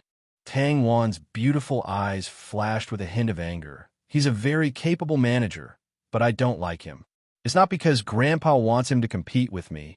I just don't like his frivolous attitude. You'll know when you see him," Tang Exen, who was standing at the side, said angrily. "Sis, I think Don Huang is behind Grandpa's sudden illness. He clearly felt that Grandpa was biased towards you, so he killed Grandpa. He's the kind of person who would do anything for power and money. Tang Xian, don't spout nonsense. Without concrete evidence, even if we don't like him, we can't make such an arbitrary conclusion." Tang Wan shook her head and sighed. Tang Xian pouted, but her face showed that she was sure of it. Not long after, the three of them arrived at a secluded courtyard. The flat and clean lawn was planted with some ginkgo and osmanthus. The courtyard looked a little like an old courtyard house, but the design was more modern. It should be a place similar to an independent, high-end ward. As soon as they stepped into the courtyard, Yang Cheng heard a low and hoarse shout. "Ah, Lon, don't go, don't go." He saw a slightly skinny old man wearing a white cotton hospital gown with white hair and beard. He was being held by two tall female nurses, but the old man was frantically trying to grab the body of a man not far away. The man looked to be in his early 30s, wearing a casual black suit. He was tall and straight, his hair was neatly combed, his facial features were well defined, and he looked very masculine. However, the corner of the man's mouth revealed a hint of mockery, which made people feel disgusted. Behind the man was a man and a woman, both wearing the same black suit jacket and white shirt. They looked like a driver and an assistant. "Don Juan, don't you think Grandpa's condition is bad enough?" Tang Wan walked into the courtyard and scolded the man sternly. Don Juan turned around and saw Tang Wan. He laughed and said, "I was wondering why Tang Xian was running away. It turns out that she's calling for help.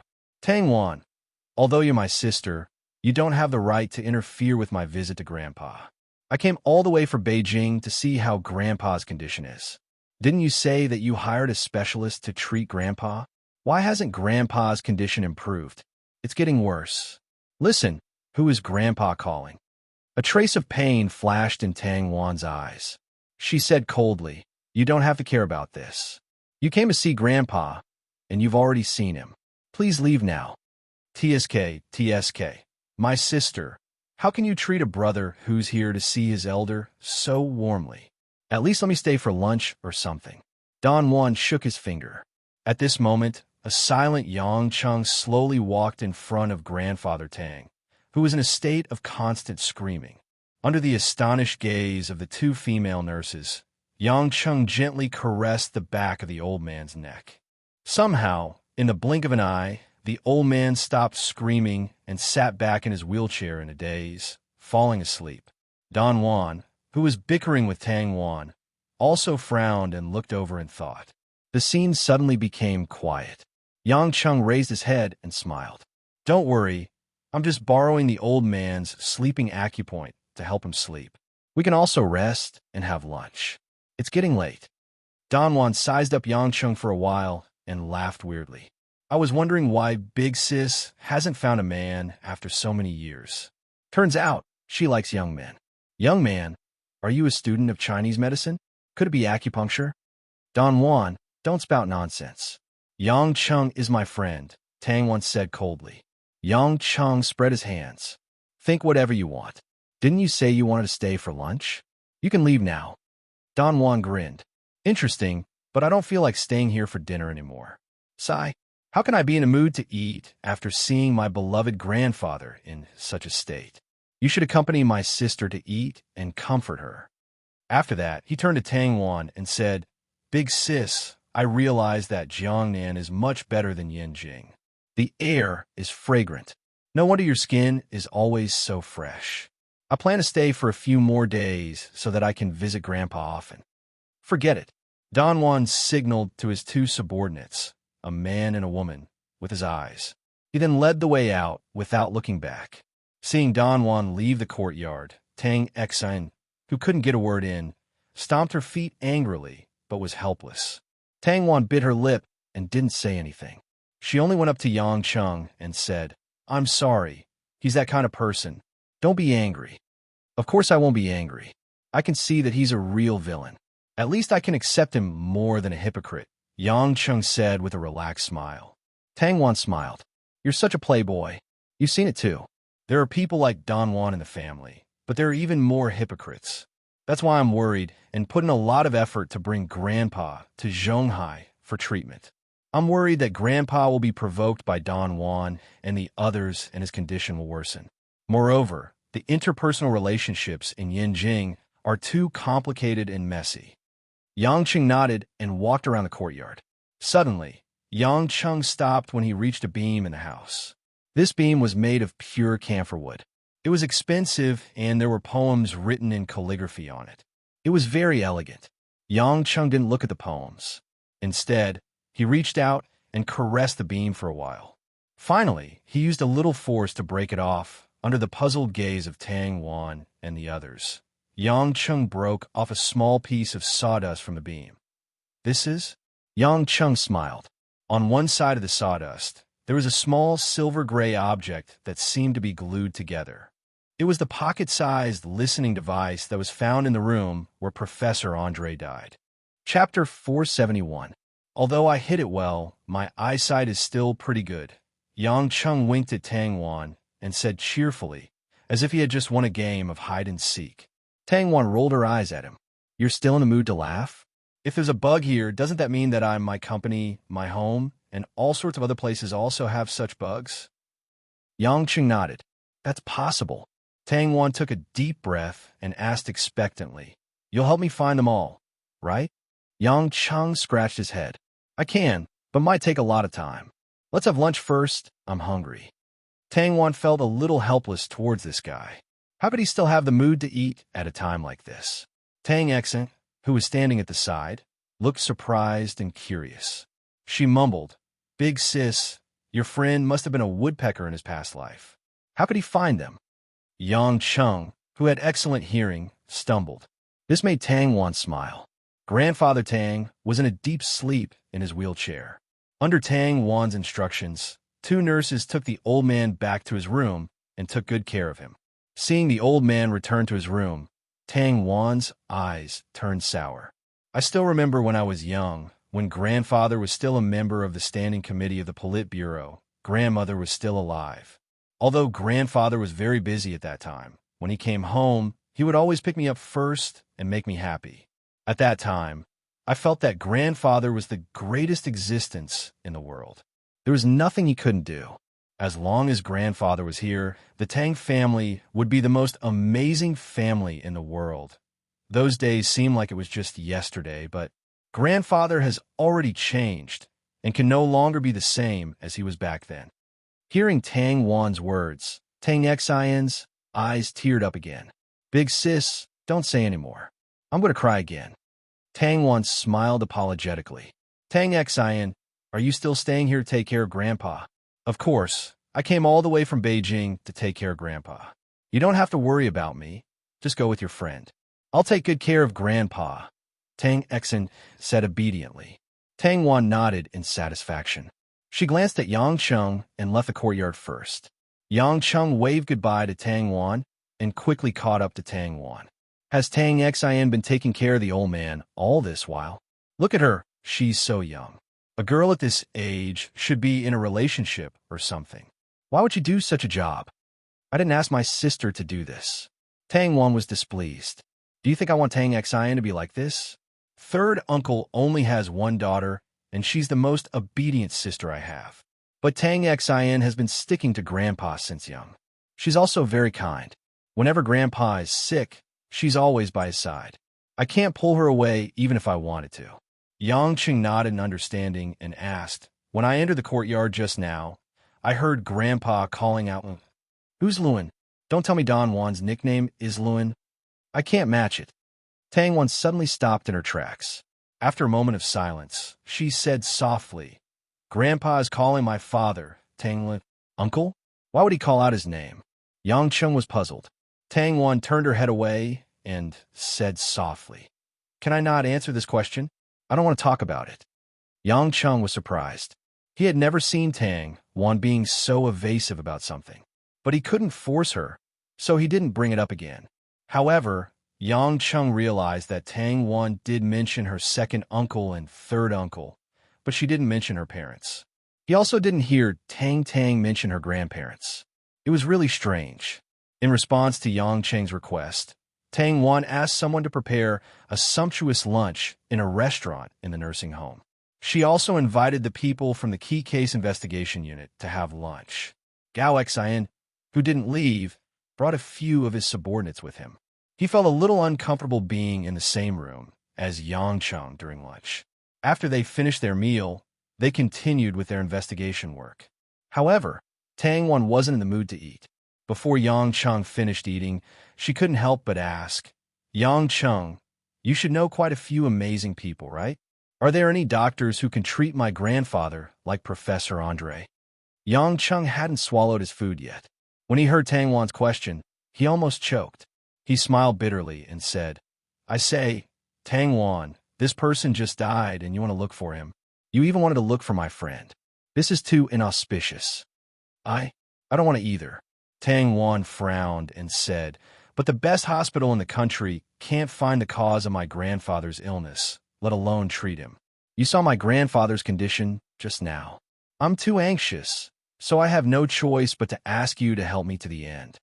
Yang Chung wasn't used to a strong woman who had everything under her control suddenly speaking to him in such a weak manner. Looking at Tang Wan's exhausted face slowly drooping, Yang Chung sighed softly and said, "I do know someone who's good at treating such illnesses, but he's overseas and might not be able to come to Zhonghai immediately. Furthermore, after he comes to Zhonghai, he has to pay attention to his safety. So I need to contact him and ask him before I can give you a reply." Tang Wan was overjoyed. She raised her head and said, "Really? That's great. Which country's expert is he from? Do you need me to send someone to pick him up? I definitely won't let something like this happen again. I'll send a large number of bodyguards to ensure your friend's safety." Yang Chung smiled and said, "I'll take care of his safety. That person is a little special. You'll know when the time comes. You better eat first. If you continue like this, you'll be the first to collapse before your grandfather can be cured." Tang Wan also realized that she was too excited. She blushed and showed a rare, charming shyness, but she still obediently picked up her chopsticks. After dealing with the matters of the sanatorium, Yang Chung followed Tang Wan to Maple General Lin's department as promised. It was the second time that Yang Chung came to Tang Wan's office. Sure enough, he found a similar tapping device under Tang Wan's desk. Tang Wan was so angry that her pretty face turned cold. Fortunately, there aren't too many big business secrets recently. Otherwise, the consequences would be too serious. I don't think the other party's intention is to target your company. People who can use this kind of tapping device won't use it to crack a nut," Yang Chung said. Tang Wan had no choice but to accept this reality. After all, it seemed that the other party's plot was much bigger. Just when Tang Wan planned to leave Maple Group with Yang Chung and go home to check if there was a tapping device, Tang Wan's assistant anxiously came to the office. "Chairman, someone from the law firm just called. The Johns Hopkins Hospital in the U.S. is very shocked and angry after learning that Professor Andre died accidentally. They're considering to file an international criminal lawsuit against our Maple Group. Chairman, Johns Hopkins Hospital is too influential. Many hospitals and famous people have a good relationship with Professor Andre. If this goes on, we will become the target of public criticism, the assistant said anxiously. Tang-Wan had long been tormented by all kinds of headaches. Hearing the news, she sneered and said, "If they want to file a lawsuit, then fight with them. Do we poison him to death? We are the patients. How can this be blamed on us? You go and talk to the lawyer. We will fight with them to the end. How much money do you want?" The assistant was stunned. She had never seen her boss so fierce, but she did not dare to say anything. She quickly bowed and left. Yang Chung stepped forward and patted Tang-Wan's shoulder. "Don't worry too much. We can't fight this lawsuit." Tang-Wan looked back in confusion. "Why? They do have the ability to start this lawsuit. And if we can't find out the reason, we will probably lose." "I said we can't fight, so we can't fight. There is only one reason. I said it." Yang Chung smiled. Tang-Wan finally showed a smile and rolled her eyes at Yang Chung.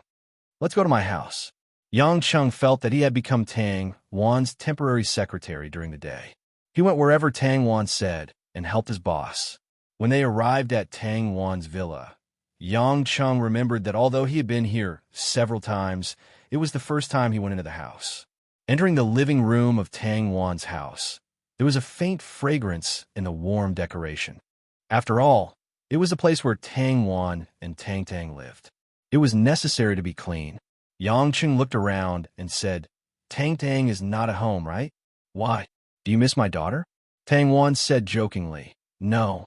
The college entrance examination is 3 months away. If that girl dares to stay at home on school days, I will spank her."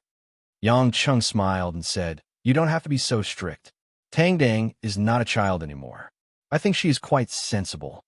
Tang-Wan nodded and said, "If you didn't mention it, I would have forgotten. Since that girl met you, she has indeed grown up a lot." Yang Chung felt tangled in his heart. How could she not grow up quickly? She had experienced the edge of life and death, not to mention the 2 times she ran away from home.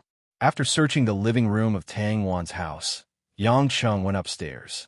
Although the structure of the house was more complicated and it was relatively difficult to search, Yang Chung still found 2 tapping devices from the lamps and fake bouquets with his years of experience.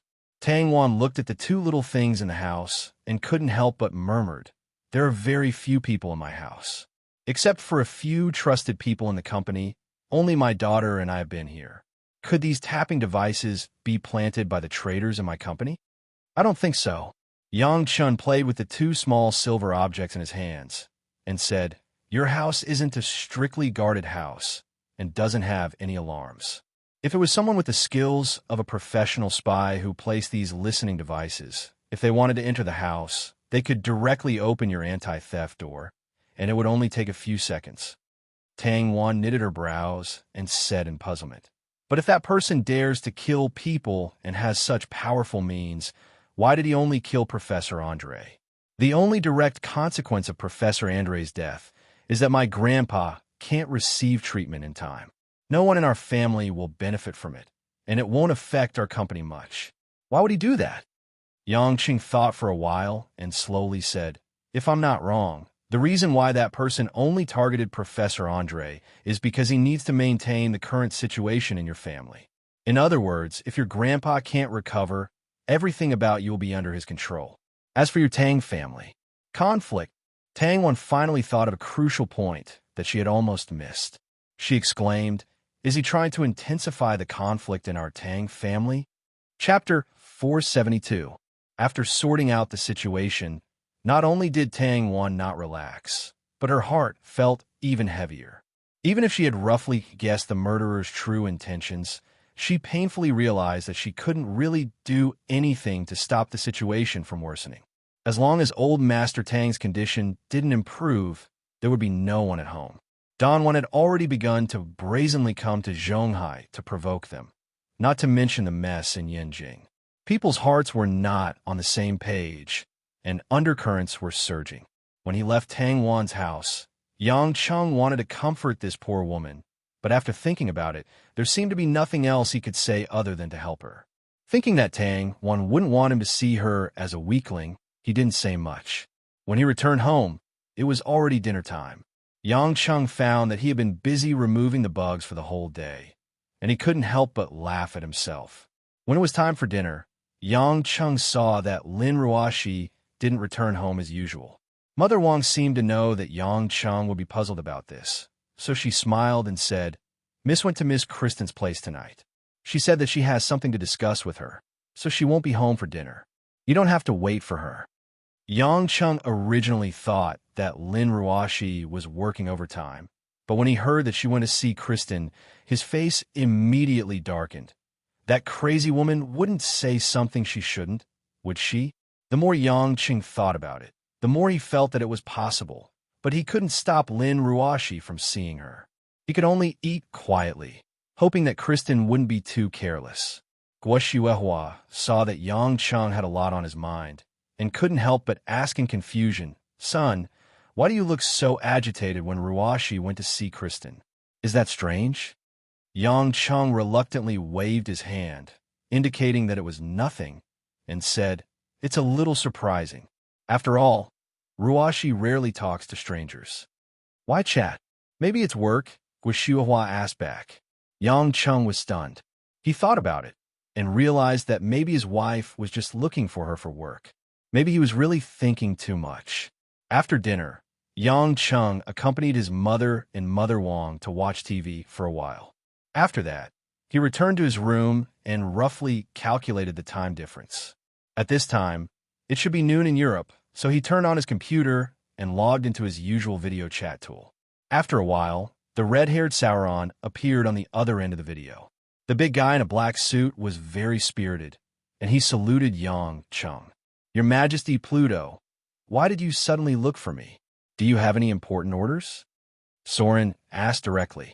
Yang Chung looked at Soren's clothes for a while and said with a smile, "I remember that you hate wearing suits. Why are you suddenly wearing something so formal?" There was some warmth in Soren's eyes, and there was a trace of a smile on his straight face. "I didn't expect your Majesty to still remember that I don't wear a suit. You're my friend. I don't have many friends, so I naturally remember the habits of my friends," Yang Chung said matter-of-factly. "It's because of my daughter, Isabella. She's getting married today," Soren said with a smile. Yang Chung was stunned for a moment, and then he laughed and said, "Isabella? That little wild cat? She's getting married. Who's the groom?" When Soren heard the word groom, he was a little unhappy. He snorted and said, "Unfortunately, that damn guy who cheated my heart is Maekden's grandson." Hearing this, Yang Chung couldn't hold it in anymore. He laughed wildly and slapped the mattress hard. "You mean Maekden's barrel-shaped precious grandson, Brewster?" "Yes, but I prefer to call that bad boy Little Wild Boar," Soren said, curling his lips. Yang Chung was suddenly filled with emotion. Soren and Maekden were both his close friends, and of course, he was familiar with their families. Compared to themselves, their families were less in awe of him and more intimate, more like his own family. Isabella and Brewster were considered his juniors. Even though they were about the same age as him, Yang Chung couldn't help but be overjoyed to know that they were going to get married. Furthermore, it was a marriage that would bring them closer together. "I'll ask Ron to send a token of my appreciation." Yang Chung pretended to be dissatisfied and said, "Soren, you and Maekden are very unkind. Why didn't you inform me in advance about such an important matter? Am I not a relative of the two little guys?" Soren said emotionally, "Of course not, Your Majesty Pluto. If it weren't for you, my family and I would have been killed by the damn British MI5.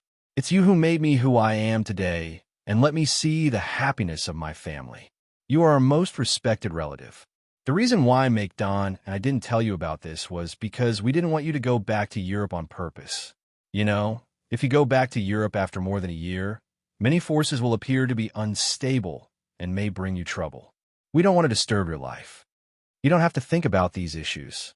Yang Chung smiled bitterly and said, "Next month, I will go to Paris, France to participate in the Fashion Week.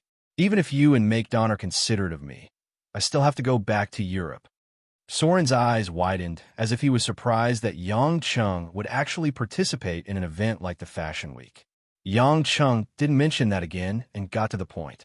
He said, "Soren, I'm looking for you today because I want you to help me investigate something. Of course, it's not urgent. You can enjoy your daughter's wedding first. Please enlighten me, Your Excellency. Soren regained his solemnity. I need you to help me investigate the sales of the American MLK 760 pocket listening device, especially in Huaxia, and whether it has entered the black market. Yang Cheng said. Sauron frowned and said, Your Excellency, I can answer you immediately on this matter. Oh, Yang Cheng frowned. It's like this. We tried to order the MLK 760 from the FBI in the United States, but it failed in the end because the control of the MLK 760 has been completely accepted by the military. If it's Huaxia, there's no way to get that kind of listening device unless the military signs a contract to buy it, Soren said solemnly. Yang Cheng's eyes flashed with some thoughts. He nodded and smiled again and said, That's all I have to say. You can go to Isabella's wedding now. I wish you all the best. Soren didn't waste any more time. After saying goodbye to Yang Cheng, he exited the video. Yang Cheng thought for a while and connected to another video address.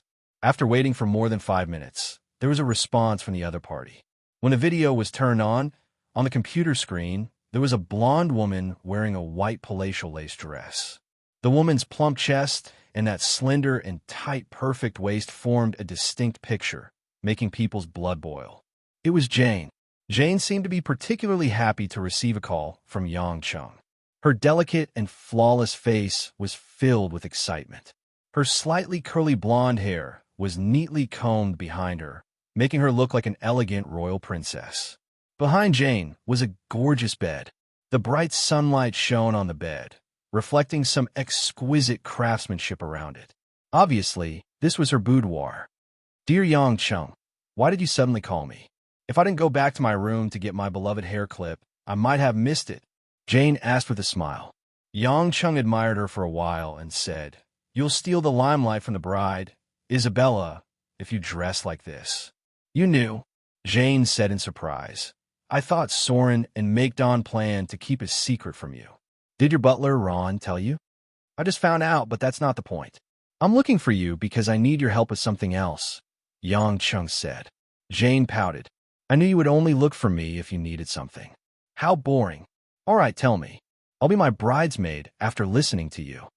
Yang Cheng smiled helplessly. Then he told her about old Master Tang's condition and Andre's death. I don't think anyone in this world can claim to be more authoritative than you when it comes to the study of the brain and mental illness. After all, you were the one who cured my madness. That's why I thought that treating old Master Tang might be the best choice. Of course, I know you're very busy.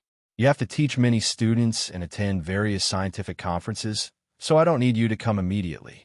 If you're not willing to be the doctor, you can send a student who you think is capable. I don't mind, Yang Cheng said. Jane looked a little regretful.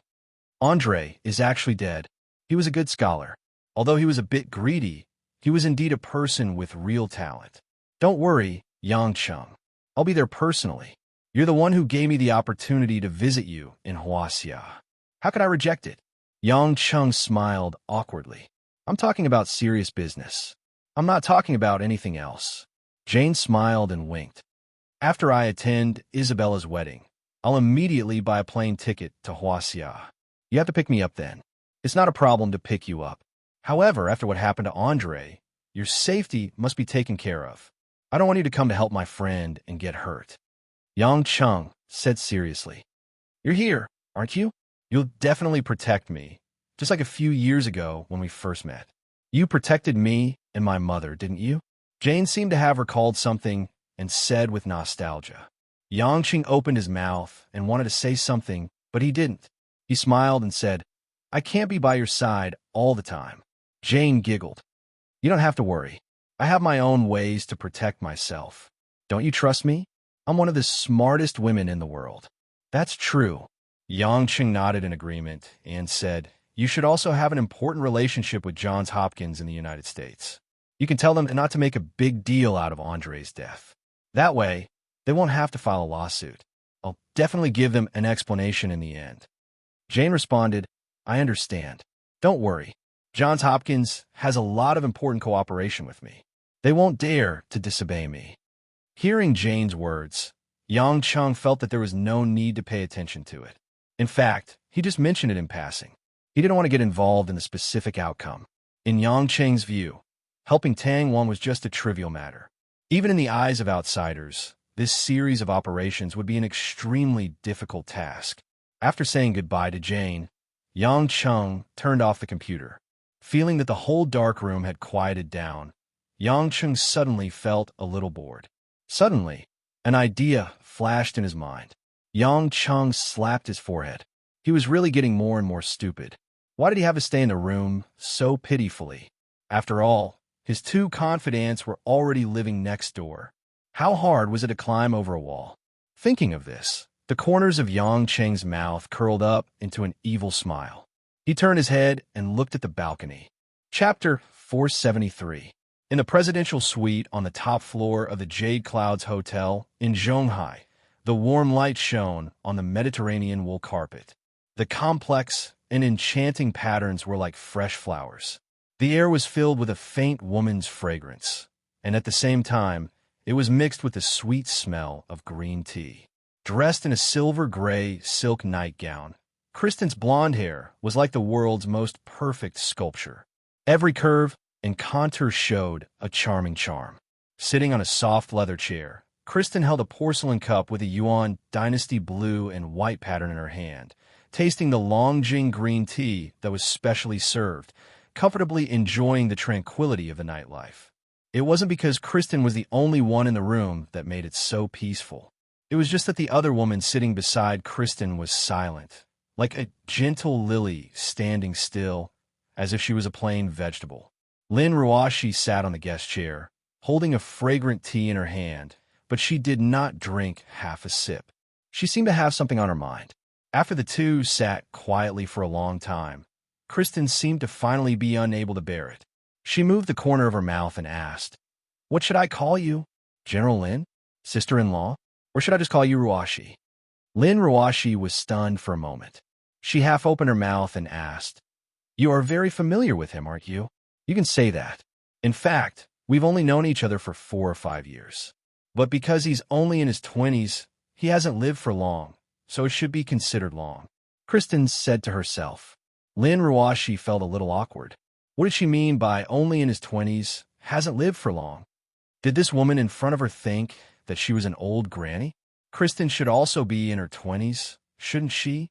However, Lin Ruoshi did not pay much attention to this and continued to say, "I've never met his friends. You're the first one who appeared as his acquaintance." Kristen heard this and could not help but be slightly surprised.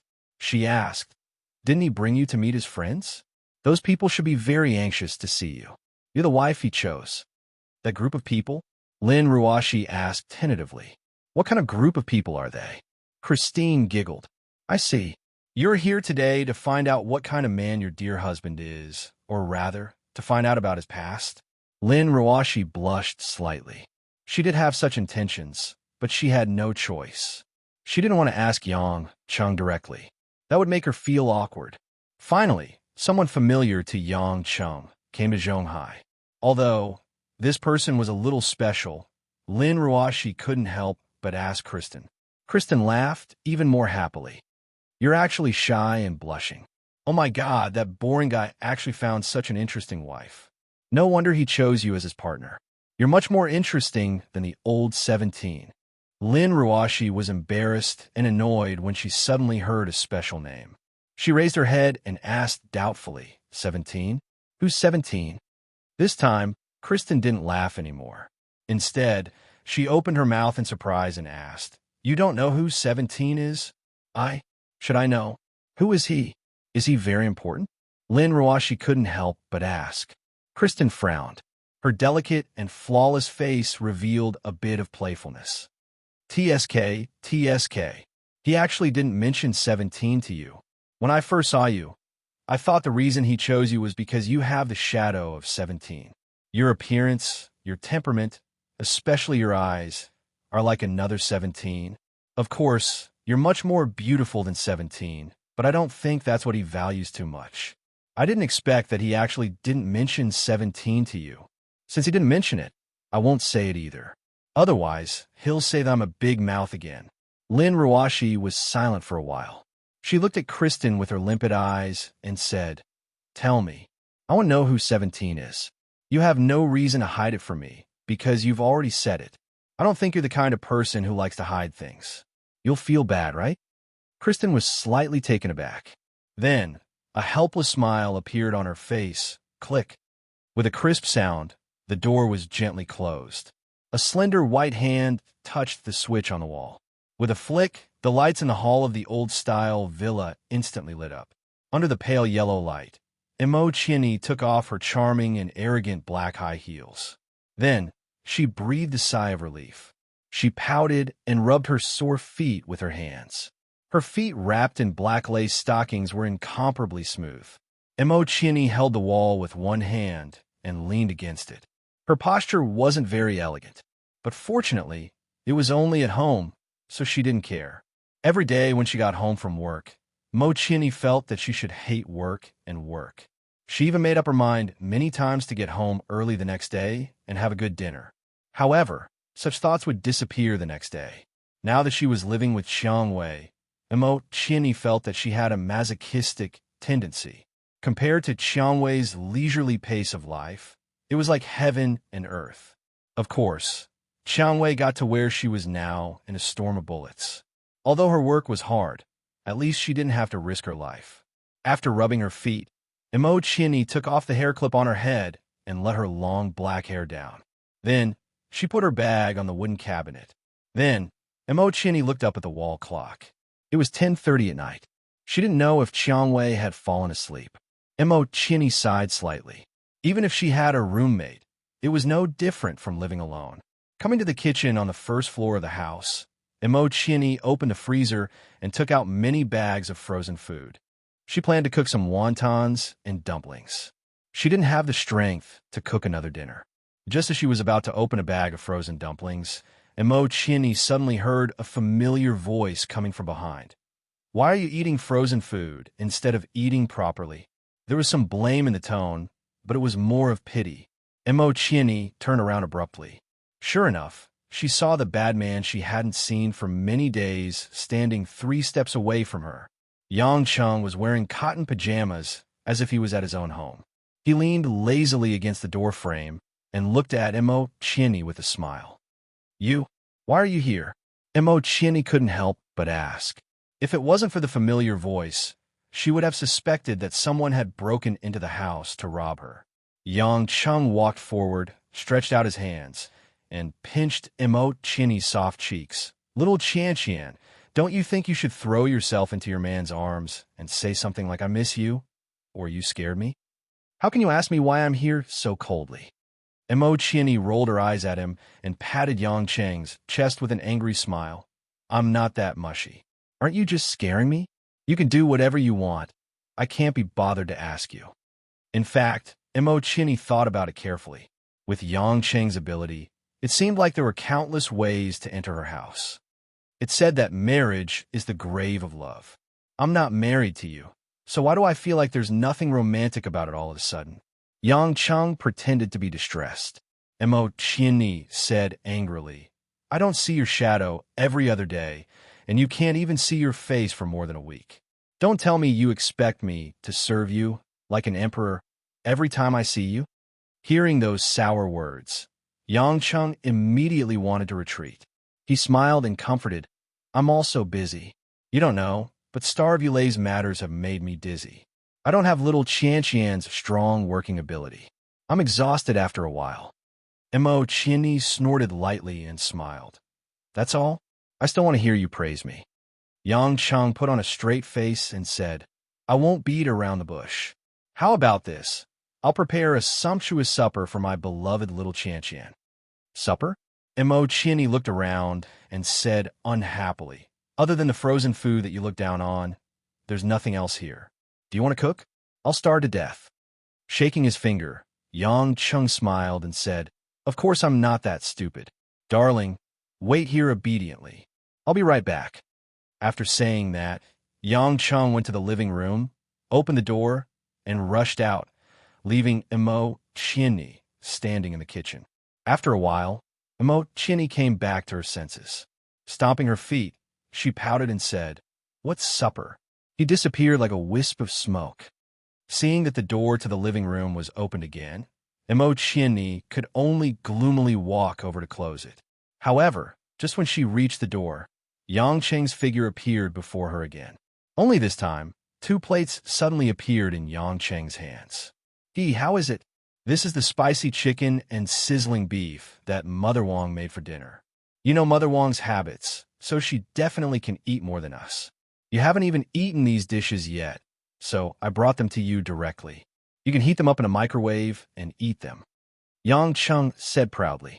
Looking at the 2 plates of spicy dishes in front of her, Chinny swallowed her saliva and asked in surprise, Did you go home to get the dishes?" There was only a dozen seconds in between, and this man actually ran back and forth between the 2 houses and even brought 2 dishes. One must know that not only did he have to cross a distance of dozens of meters, he also had to climb over the wall to enter and exit the room. Yang Cheng nodded and walked into the house. He placed the 2 dishes on the table and said, "You go heat them up first. I'll go get some rice for you. It'll be quick." After that, Yang Cheng ran back again. Chinny's eyes followed Yang Cheng out of the door and then looked back at the dishes on the table. It was like a dream. A complicated and indescribable warmth filled her heart. In the blink of an eye, delicious food was made. Perhaps only this unusual man could bring such romance to her. After a while, Yang Cheng brought a big bowl of rice and a plate of vegetables. He originally wanted to get more, but Chinny stopped him. This kind of silently moving food, in fact, was a bit strange when she thought about it carefully. After heating the food in the microwave, Chinny ate a midnight snack at the table that didn't look like a midnight snack, while Yang Cheng sat across from her with great interest, as if watching a woman eat was fun. In the hall, except for the swaying of the old-fashioned clock on the wall, it was quiet. Although Chinny was very hungry, she didn't make too much noise when eating. However, being stared at by Yang Cheng while eating made her feel a little sweet in her heart, but also made her feel itchy. After nearly 20 minutes, under Yang Chen's request, Chinny forced herself to eat 2 bowls of rice. She burped and blushed, which was rare for her. Yang Cheng was very considerate and sent the food back. As for whether Mother Wong would be scared when she saw the food was wiped out tomorrow morning, it was not his concern. Seeing that Yang Cheng took away the food, Chinny thought that he would not come back again. She was about to close the door, but she didn't expect that Yang Cheng turned back in front of her. Why are you back again?" Chinny asked with a pout. Yang Cheng asked with a smirk. "My dear, are you full?" Chinny curled her lips. "How can I not be full? I was stuffed by you. Since you are full, you should be full of energy." The smile on Yang Cheng's mouth became more obvious. "How about doing some exercise to help digestion?" Chapter 474. Chinny finally realized what this fellow wanted to do when he returned. Perhaps, from the beginning of tonight, he had come for that purpose. I'm going to sleep." Thinking of the madness of that kind of thing, Chinny felt her legs go soft. She said in a panic and immediately wanted to close the door. However, how could Yang Cheng let this little white rabbit do as he pleased? He directly pounced forward and hugged Chinny's elastic body into his arms. He turned around and pushed her against the wall. Ugh. Chinny just wanted to say something, but Yang Cheng's fiery lips sealed her mouth. Chinny felt as if her soul had been forcibly pulled out by the man in front of her. Under the intense kiss, her consciousness gradually became lost, and from the initial cowardice, her blood began to boil. His breathing gradually became heavy. Yang Cheng's 2 hands had unknowingly taken off Chinny's light gray spring jacket, revealing a white tight-fitting sweater inside. Chinny's figure was already getting more and more plump. At this moment, she was leaning against the wall, and her lines were pulled straight. Her plump chest and slender waist revealed a perfect and seductive arc. Yang Cheng's hand continued to stroke the sensitive areas of the beauty from top to bottom. As he rubbed, Chinny's coquettish voice became more and more frequent. At the beginning, there was a trace of shyness and resistance, but it gradually became an emotional addition. When Yang Cheng's hand reached into the black lace stockings, Imo Chinny's entire body began to tremble. The delicate skin of her thighs was caressed, and the strong stimulation caused her to bite her lips tightly. She closed her trembling eyelashes, and her delicate appearance caused Yang Cheng's eyes to become even more bloodshot. "Little Qian, you're so beautiful." Oh, Imo Chinny didn't know what to say. She didn't have much time to talk about it. She didn't spend much time with Yang Cheng, and they were usually busy with their own things. Her body, which had been neglected for a long time, was ignited by Yang Cheng's domineering fire, and it was already out of control. Yang Cheng did not take off Imo Chinny's short skirt. Instead, he directly pulled her stockings down to her knees. Imo Chinny's plump buttocks and slender legs formed an inverted triangle that made people's blood boil. Imo Chinny was flipped over by Yang Cheng. Her back was facing Yang Cheng, and she was pressed against the wall. She lifted up her short skirt, revealing her tight buttocks that didn't have any excess flesh. Under the light, it shone with a dazzling milky luster. Yang Cheng's left hand was holding Imo Chinny's soft bosom, while his other hand was caressing that mysterious area. "Ah, don't." It was like a raving call, which made Yang Cheng's whole body quiver. Although it wasn't the first time the two of them did it, every time he went to the Mount Wu with his stunner, he would have an indescribable enjoyment. It was also because there weren't many opportunities for him to have a hot time with his lovers. It was rare for him to be so close together. It was always so hot. Yang Cheng was wearing simple cotton pajamas, so he didn't need to take off his belt. Naturally, he took off his clothes very quickly. When he felt that Imo Chinny had completely collapsed into a pool of spring water, Yang Cheng didn't make things difficult for this woman who was extremely aroused. With a carefree breath and a muffled groan of relief, the two of them were tightly connected together. Imo Chinny was like a lone boat in the sea. Along with the baptism of Yang Cheng's violent storm, her delicate body seemed to be constantly floating and bobbing in the sea. At first, Yang Cheng only pressed the defenseless woman against the wall, but as the battle became more intense, the battlefield of the two of them shifted to the dining table, the sofa, and even the stairs, with wave after wave of impact. Imo Chinny couldn't tell how many times she had surrendered. She only felt that her man had infinite energy, as if he wanted to hollow out her body. No matter how hard she tried to persevere, it seemed like there would never be a moment when the tide would subside. Finally, for some reason, the man on top of her stopped. He panted heavily and looked at her softly. Imo Chinny's watery eyes were a little misty, and her face was flushed red after the high. "You bad guy, you're finally willing to stop. I'm about to fall apart because of you," Imo Chinny complained weakly. Yang Cheng smiled evilly and shook his head. "Little Qian, I haven't played enough. It's just that someone is back." Imo Chinny was stunned. She suddenly thought of something and turned her head to look in the direction of the door. She didn't know when, but Xiang Wei, who was wearing a purple suit jacket, seemed to have just returned from a meeting, stood at the door with a strange expression, looking at the two of them with a smile that wasn't a smile. "Ah!" Imo Chinny finally realized the awkwardness of the situation. She screamed and directly hugged Yang Cheng tightly. She buried her head in Yang Cheng's chest and didn't dare to lift it up even an inch. She originally thought that Xiang Wei was sleeping upstairs. At first, she was worried that she would disturb Xiang Wei and that Xiang Wei would discover her and Yang Cheng's movements downstairs. But later on, she couldn't think too much about it. She didn't expect that Xiang Wei wasn't at home at all. She just came back. Xiang Wei held back her laughter and stared at Yang Cheng maliciously. When she walked past the two of them, she coughed and said, "I didn't see anything. You guys can continue." After that, Xiang Wei covered her mouth and slowly walked up to the second floor. She was obviously trying to hold back her laughter. Imo Chinny was about to cry. At this moment, her two slender white thighs were clamped by Yang Cheng's hands. Her body was like a koala bear hugging Yang Cheng tightly. Her whole body was in a mess. In the hall, there were traces of the two of them having fun everywhere. This scene was seen by Xiang Wei. In the future, she would completely become a joke in front of Xiang Wei. Although the two of them had slept on the same bed with Yang Chun before, the current situation was much more embarrassing than that time, and much more exaggerated. It's all your fault. Why did it have to be here? Mo Chinny opened her mouth and bit Yang Cheng's chest, leaving 2 rows of cute teeth marks. She pouted and said angrily, "This time, I become a joke for that woman Xiang Wei. Are you satisfied now?" Hiss. "Little Qian, how can you bite me? Are you a little puppy?" Yang Cheng laughed. He felt that it was quite interesting. Normally, Mo Chinny would not act like a little girl. Mo Chinny pursed her lips and was too lazy to speak. Yang Cheng shook his head helplessly. "What are you afraid of?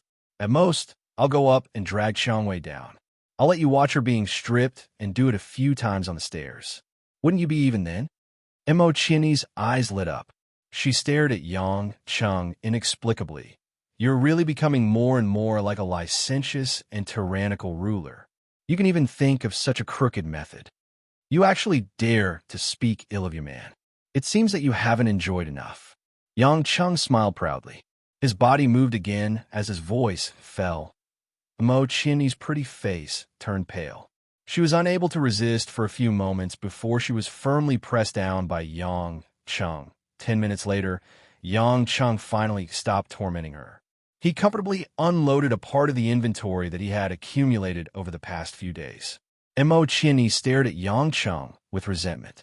She pouted and said, "You will pull Xiang Wei down, right?" Yang Cheng kissed the woman's cheek and said with emotion, "I didn't expect little Qian to care so much about Xiang Wei. It seems that if I don't let you see her make a fool of herself today, you will hate me for the rest of your life." "I'm not that bad." Mo Chinny bit the bullet and said, "I'm just being loyal. Since she is also your woman, of course, she should receive this kind of treatment. Tis TSK. So this is how women are loyal." Yang Cheng pretended to be serious. Mo Chinny pretended not to hear it. She pushed Yang Cheng and said, "You go quickly. Don't let Xiang Wei escape." Yang Cheng reached out and pinched Mo Chinny's nose. He muttered, "Stingy." Then he laughed and ran to the second floor. Xiang Wei, who was upstairs, had already heard some of the conversation between the two people downstairs. She knew that she couldn't stop Yang Cheng, but she didn't want to be pressed on the stairs like Mo Chinny. In a hurry, she got in the bed early and pretended to sleep. How could Yang Cheng not see through this woman's thoughts? His appetite had been stimulated. Mo Chinny was now completely exhausted. He couldn't bear to squeeze her anymore. On the other hand, Xiang Wei's physical strength was much stronger. How could he let this seductress escape? Turning on the lights in Xiang Wei's room, Yang Cheng didn't hesitate and directly lifted the blanket off Xiang Wei. Xiang Wei had already changed into silk pajamas. She reached out to block the light to show that it was very dazzling. She said in a daze, "Hubby, I'm tired. Let's talk tomorrow. Darling Xiang Wei, your acting skills aren't even comparable to a second-rate actor." Yang Cheng shook his head. Xiang Wei knew that pretending to be pitiful wouldn't work, so she sat up seriously and said, "Hubby, do you know what I want to do today?" "What?" Yang Cheng asked. "I want to talk to President Lu Qingshan of the Azure Dragon Society about the expansion of the Minnan region. The family has already agreed to be our business partner. We plan to officially start negotiating with some of the local bullies in Minnan next month." Xiang Wei said seriously. Yang Cheng shrugged his shoulders. "All right, I got it. If you're done, let's get down to business." Seeing that Yang Cheng was about to pounce on her, Xiang Wei knew that she couldn't avoid it. Although she didn't hate this kind of thing, and even liked it, she didn't want to be watched by Mo Chinny. Thus, she blushed and said, "Hubby, wait, let's just stay in my room. Don't go down." One of Yang Cheng's hands had already caressed Xiang Wei's soft waist. It extended downwards and pinched her perky buttocks. Because of her training in martial arts, the touch of Xiang Wei's body had a strange, sturdy feeling. "No problem, let's do it here. Anyway, a certain little demoness can't wait to climb up." Yang Cheng pouted towards the door. Xiang Wei was stunned. When she turned around, she was stunned to see that Mo Chinny, who was like a gust of wind, was already angrily leaning against the door. She had an expression of waiting to watch a good show. Without waiting for Xiang Wei to think about what to do, Yang Cheng had already impatiently pushed her onto the bed and directly took off the underwear under Chiang Wei's pajamas. The violet lace underwear was directly thrown to the side. Thinking that the following scene would be watched by Mo Chinny, Chiang Wei covered her blushing face with her hands. She didn't expect that Yang Cheng would be so excited from the start. He directly put her 2 legs on his shoulders and leaned over to attack. Before Chiang Wei was ready, she was completely attacked. She couldn't help but exclaim, "Hubby, you beat gentler. Haha. Little Chan Chan is watching at the door. You have to perform well." "It's okay. Hubby, you can do it." I think little sister Chiang Wei seems to be enjoying it. In the middle of the night, in the dark bedroom, fragrant flowers splattered everywhere and delicate birds were singing. Chapter 475. After a night of soft and fragrant sleep, Yang Cheng didn't forget that he still had to work the next day.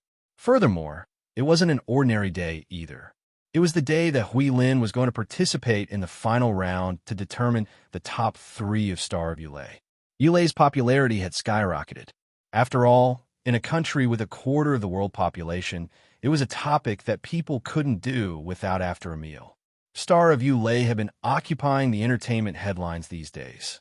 Lin Ruoshi had even spent a large sum of money to get a large number of fashion magazines under her to start a special column.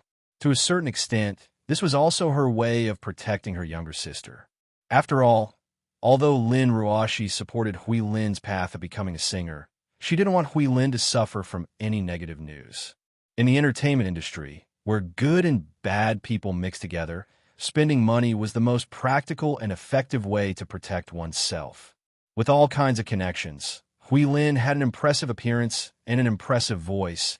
It was effortless for her to attract the attention of the public. It was Yang Cheng's second time entering the studio of the television station. The first time he came was when he accompanied Anshin and only took a quick look around. This time, he was with some producers and staff backstage, patiently watching the rehearsal of the performance on stage. He planned to wait until the show officially ended. Although a few important people in charge of the TV station weren't familiar with Yang Chun, through Zhao Teng and Wang Jie's introduction, they knew that Yang Chun was one of the most important people in Yulei International. To the people in ordinary institutions, Yulei International was like a giant aircraft carrier that they could only look at but never reach.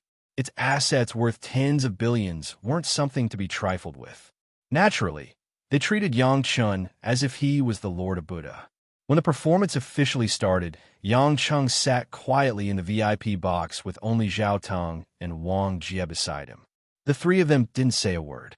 As the host finished his opening remarks, the remaining 10 contestants of Star of Yulei went on stage one by one. As the judges of this important elimination round, Yu Yonhee and the other 2 musicians also attended in their best attire. Finals? Is that woman, surnamed Lu, still a judge? Yang Cheng suddenly thought of something and asked Wang Jie. Wang Jie was stunned for a moment. After working for Yang Cheng for such a long time, she more or less understood what her boss meant.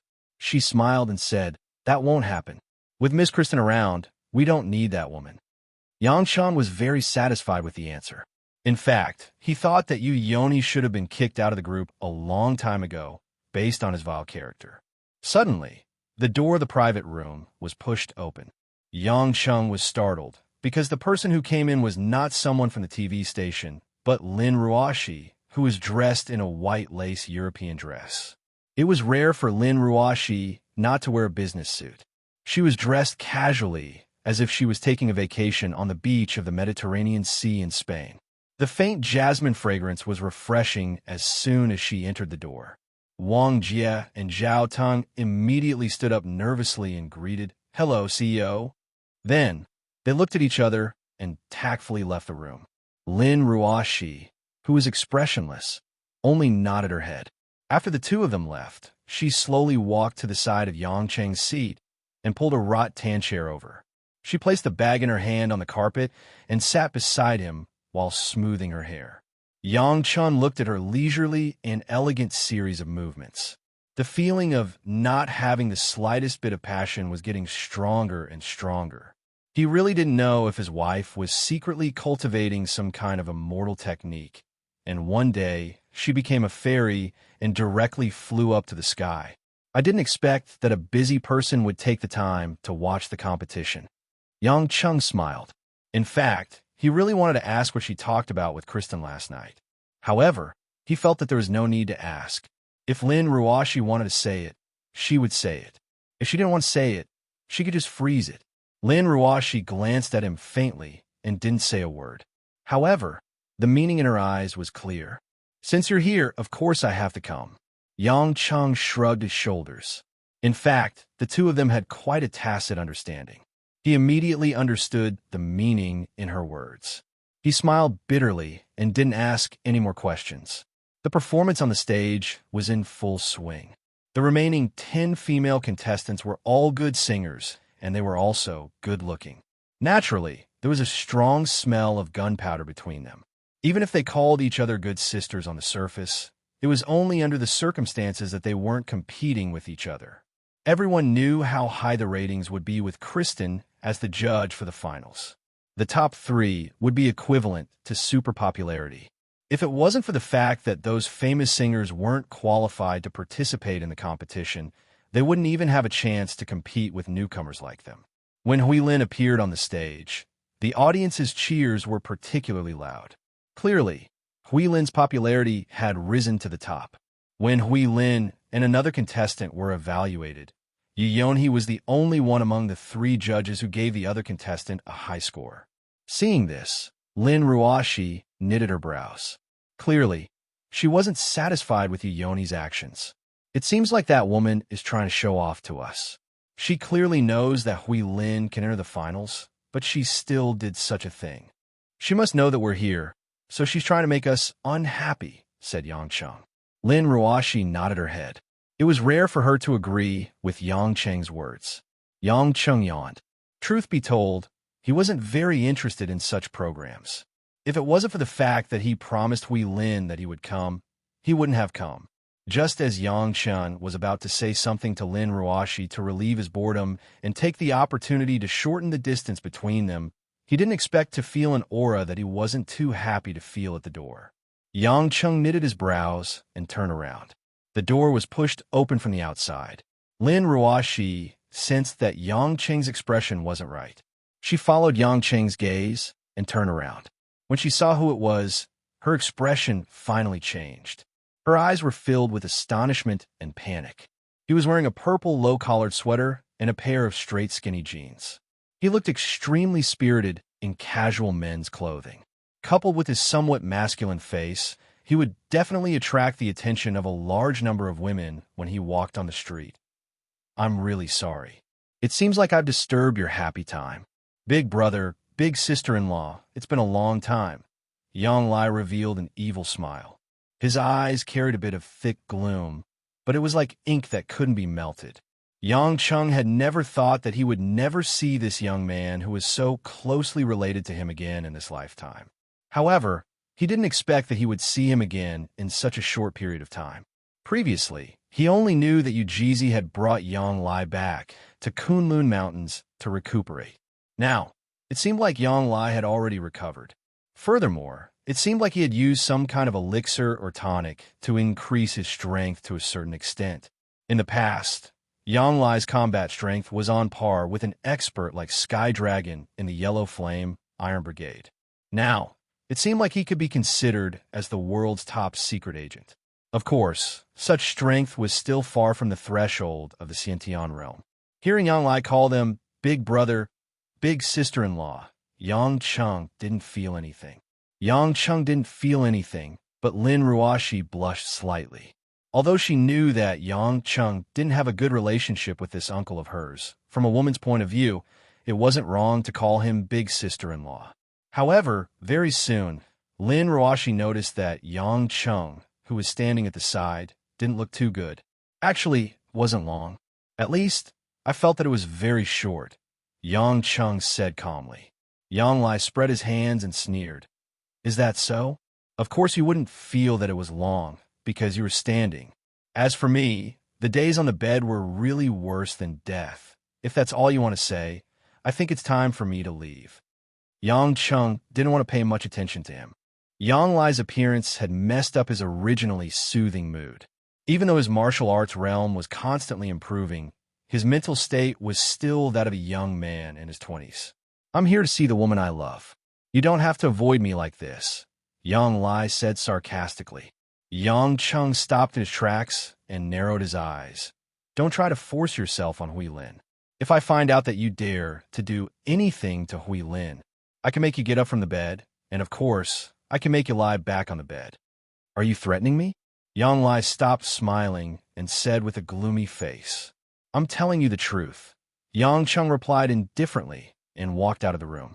Subconsciously, Yang Chung felt that Yang Lai's sudden appearance in Zhonghai was definitely not just to see Hui Lin. Thinking about the election, an anxious guess appeared in his mind. Seeing that Yang Chung had left the room, Lin Ruoxi quickly stood up. She felt extremely depressed and even a little afraid to face Yang Lai alone. This man was like a black panther that was being suppressed by a huge rock. He could break free at any time and tear apart the internal organs of his enemies. You will definitely regret it. He won't be able to give you happiness, Yang Lai suddenly sneered. Lin Ruoxi, who was about to leave the room, stopped in her tracks, but she didn't turn around. Yang Lai turned around and said mockingly, He will bring you down with him. Lin Ruoxi's body trembled slightly, as if she was being attacked by an ice-cold chill. After taking a deep breath, Lin Ruoxi finally calmed down. She turned around and revealed a faint smile. Is that so? But I've already been destroyed a few times before I met him. So, it doesn't matter to me. After that, Lin Ruoxi followed him out of the room. When Yang Lai heard the sound of the door closing, his hand slowly touched the round table beside him. Bang! With a painful groan, the wooden round table was crushed by the strong pressure and turned into a pile of sawdust. Chapter 476. After exiting the TV station, Yang Chung stood in the empty parking lot and looked up at the sky. As always, the sky was gray, and there was no sign of blue. Hurried footsteps could be heard from behind. Yang Chen smiled and turned around to face Lin Ruoxi, who came out with him. Lin Ruoxi's hair was slightly messy, and her face was slightly red because she walked too fast. When she saw the strange expression on Yang Cheng's face, she suddenly realized that she had been worried that he might have suffered a terrible shock. That was why she hurried to follow him. She had expressed her thoughts too clearly. You? What are you laughing at? Lin Ruoxi tried to make herself look as cold as possible. Yang Chung did not expose her. He sighed softly and said, I might not be able to watch the whole show.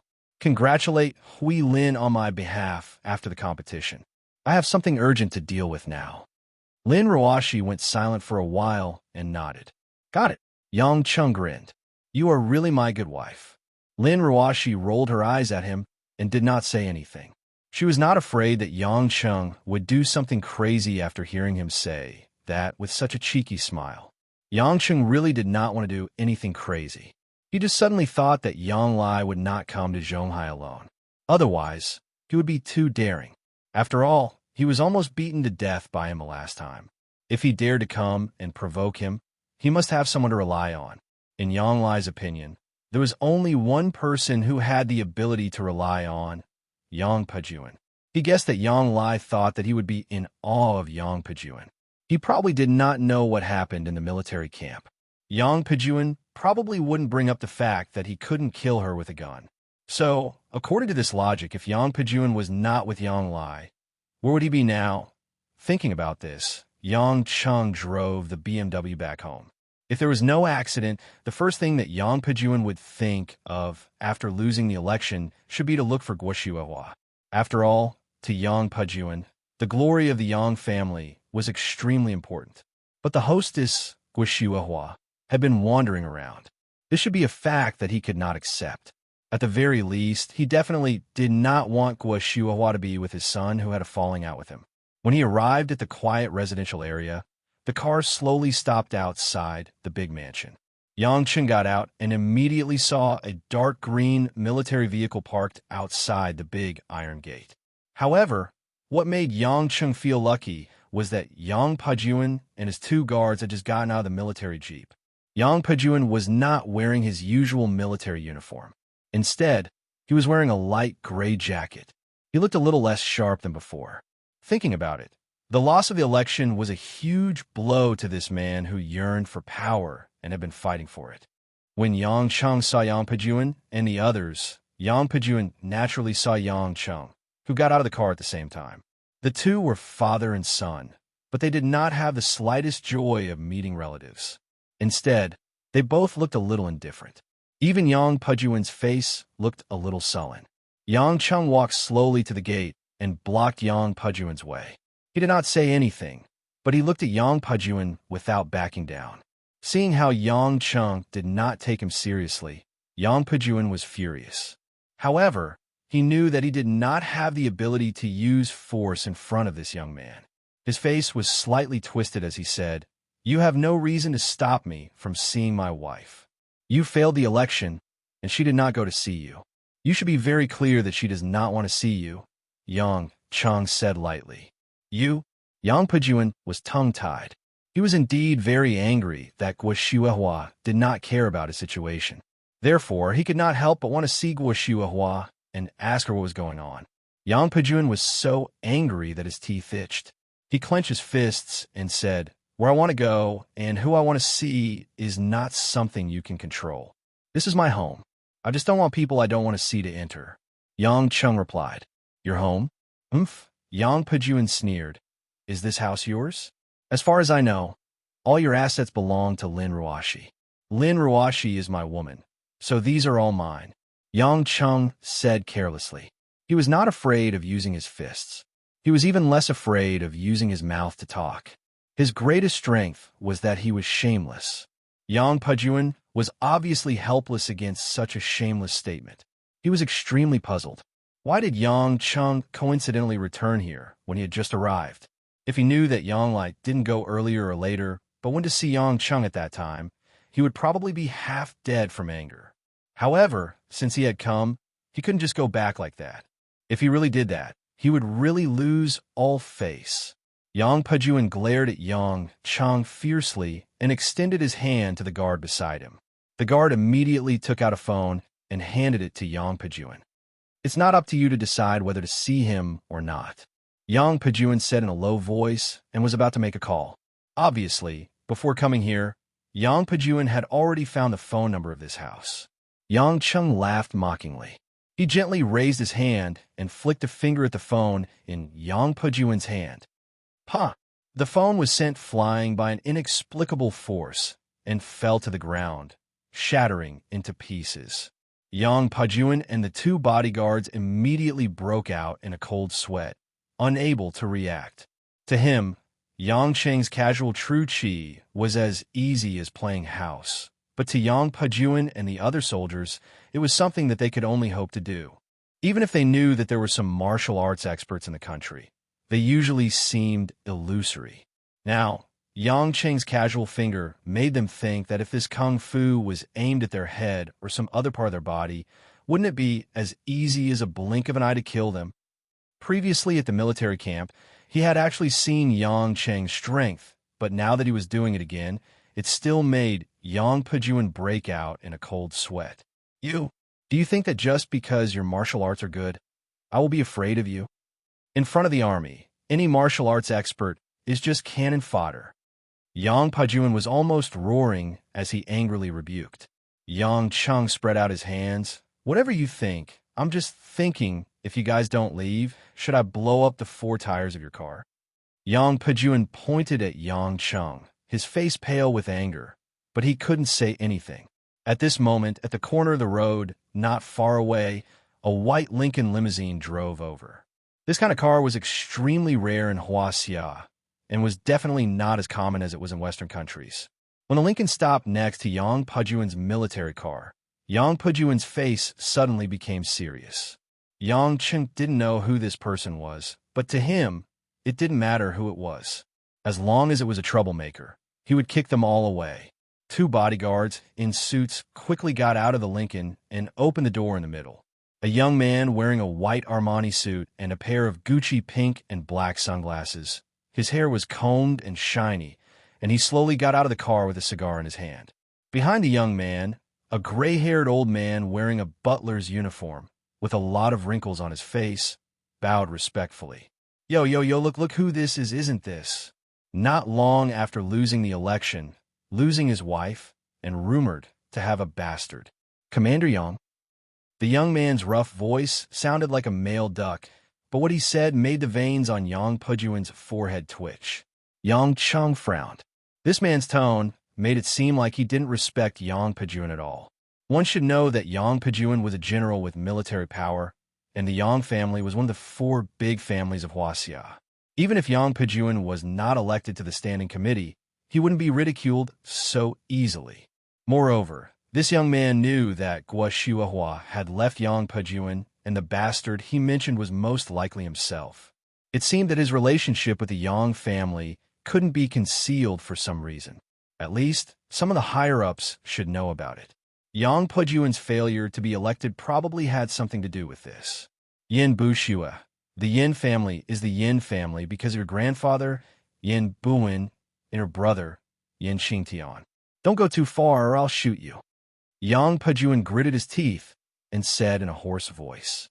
Yang Cheng suddenly realized that this guy was Yin Bushua, the second son of the Yin family, who had been sending flowers to Kristen and asking to meet her.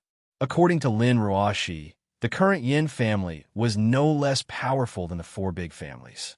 After Yin Qingtian became the vice chairman of the military commission, the Yin family's strength had increased greatly. Moreover, the high-end scientific research of Huaxia was almost entirely dependent on Yin Buin, who was a genius. Therefore, it was understandable that Yin Bushua, who was a spoiled brat, behaved like a spoiled brat.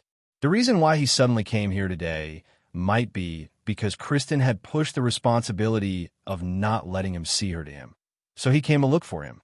Although Yang Pujuan said that he would shoot you if he really had the ability and guts, why would he say such nonsense? What he said just now was enough reason for Yang Pujuan to pull out his gun. Although Yin Bushua was a spoiled brat, he was also a smart person.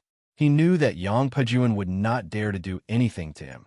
So he laughed and said, Commander Yang, you want to shoot me? Sure. Do you want me to ask my brother to lend you an atomic bomb? Ha ha.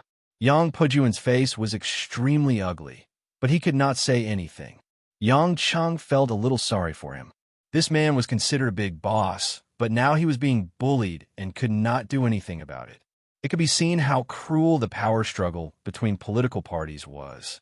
Even if the Yang family had an old man like Yang Gongming, there was no guarantee that the people below would always be able to stand up straight. Even Yang Pujuan was humiliated by Yin Bushua, who was a nobody, not to mention the other subordinates of the Yang family. Every dog has its day. No one could guarantee that a family would be glorious forever. As the leader of a family, there were many times when he would do anything for the sake of his face. Yang Cheng sighed in his heart, but he did not expect that Yin Bushua, who had humiliated Yang Pujuan and felt that it was not enough, had already set his eyes on him.